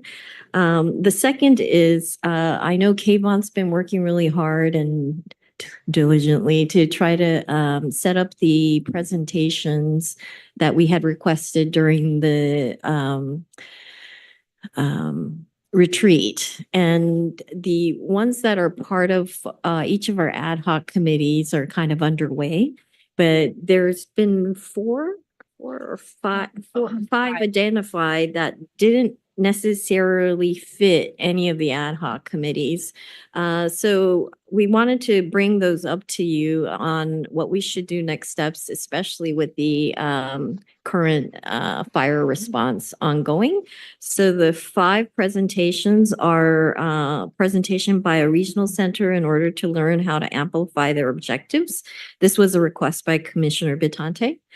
Presentation about mental health services available to Los Angeles residents. This was also a request by Commissioner Bitante.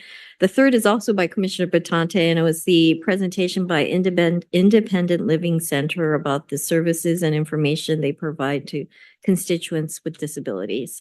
And then the other 2 were by Commissioner Cable.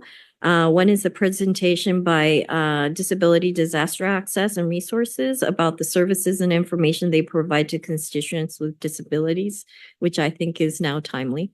And then the second is a presentation about the Americans with Disabilities Act, barriers to enforcement and recent case laws, which is also a request by Commissioner Cable.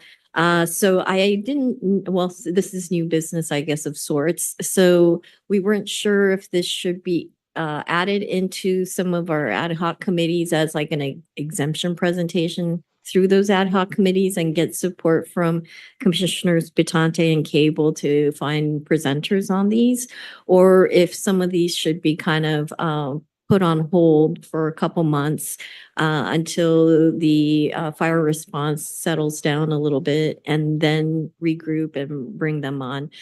So that was new business that and since it's new business, it's not like we can vote on it or anything, but wanted to raise this up as things that have come up as challenges for the department. Commissioner Bitante. Yes, thank you. I think that just because of the situation we're in now, that I think those topics could be held off for a couple months and not dilute any efforts that we have to do in the present time. Okay. Commissioner Barrios? Yeah, in our ad hoc committees, we were requesting Metro. Yes. And also the Paralympics, Olympics plan. Yes. Yes, so that is still in, right? Yes. If Okay. you take a look on page 27, which is our presentation schedule, those are the ones that we actually have some confirmed for Okay. February, March, things like that. And I'm still in contact with the agencies and organizations to verify presentation dates. The 5 that President Tagawa was speaking about is on page 29. If you want to take a look at those 5 as well. Yeah, it's even more urgent now because of the fires. How are we gonna, you Yeah. know? Thank you. Yes, you're welcome. Okay. And again, if anyone needs any help with these presentations, please feel free to contact myself, DoD staff, or Peter, anyone to get some help with the presentations. Any additional comments by commissioners? No? Okay, any public comments? Thank you. There are no public comments. Okay, I guess item 8 is adjournment. Move to adjourn. Commissioners Barrios and Kabamban. All in favor?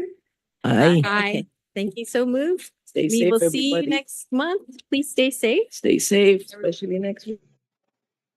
Okay, leaving the meeting. Thank you, guys. I really wanted to stay on to get the flavor of how they conduct their meetings, and that was very, very informative. So audit needs to set up an in-person meeting with them so we can follow up about the dam planners.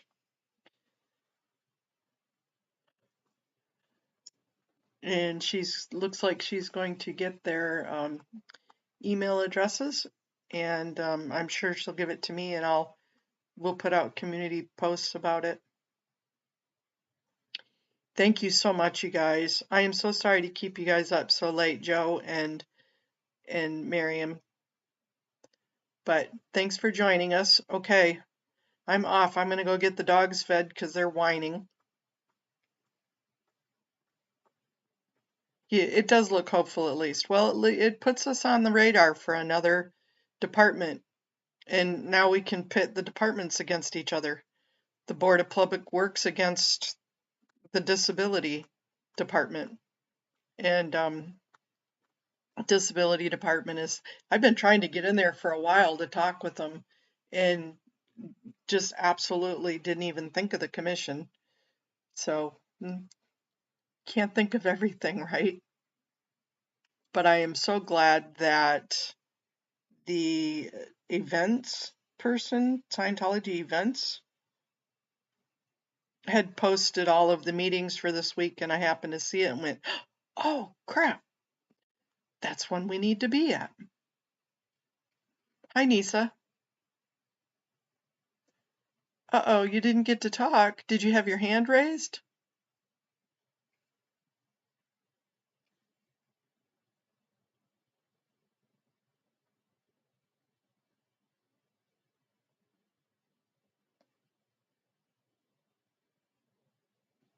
Nisa, did you have your hand raised? Because I didn't see anybody else with their hand raised while I was in there.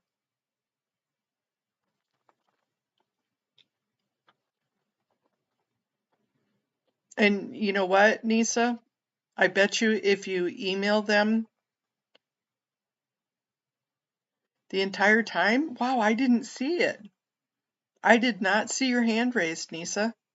And I saw everybody on there.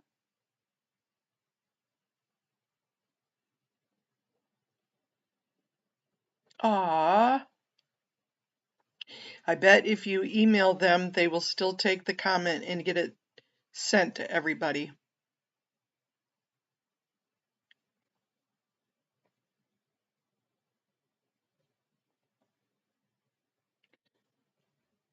I'm sorry about that. That is definitely unfair. I don't think they probably did it on purpose, Nisa.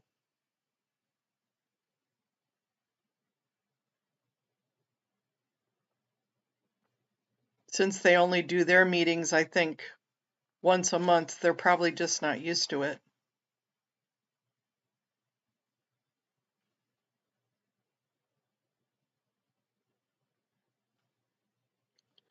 Okay, guys, I'm going to go get the animals fed and watered and get myself some supper. So much love to all. And Nisa, sorry about that. Let's make an email to them. Thank you, guys. Have a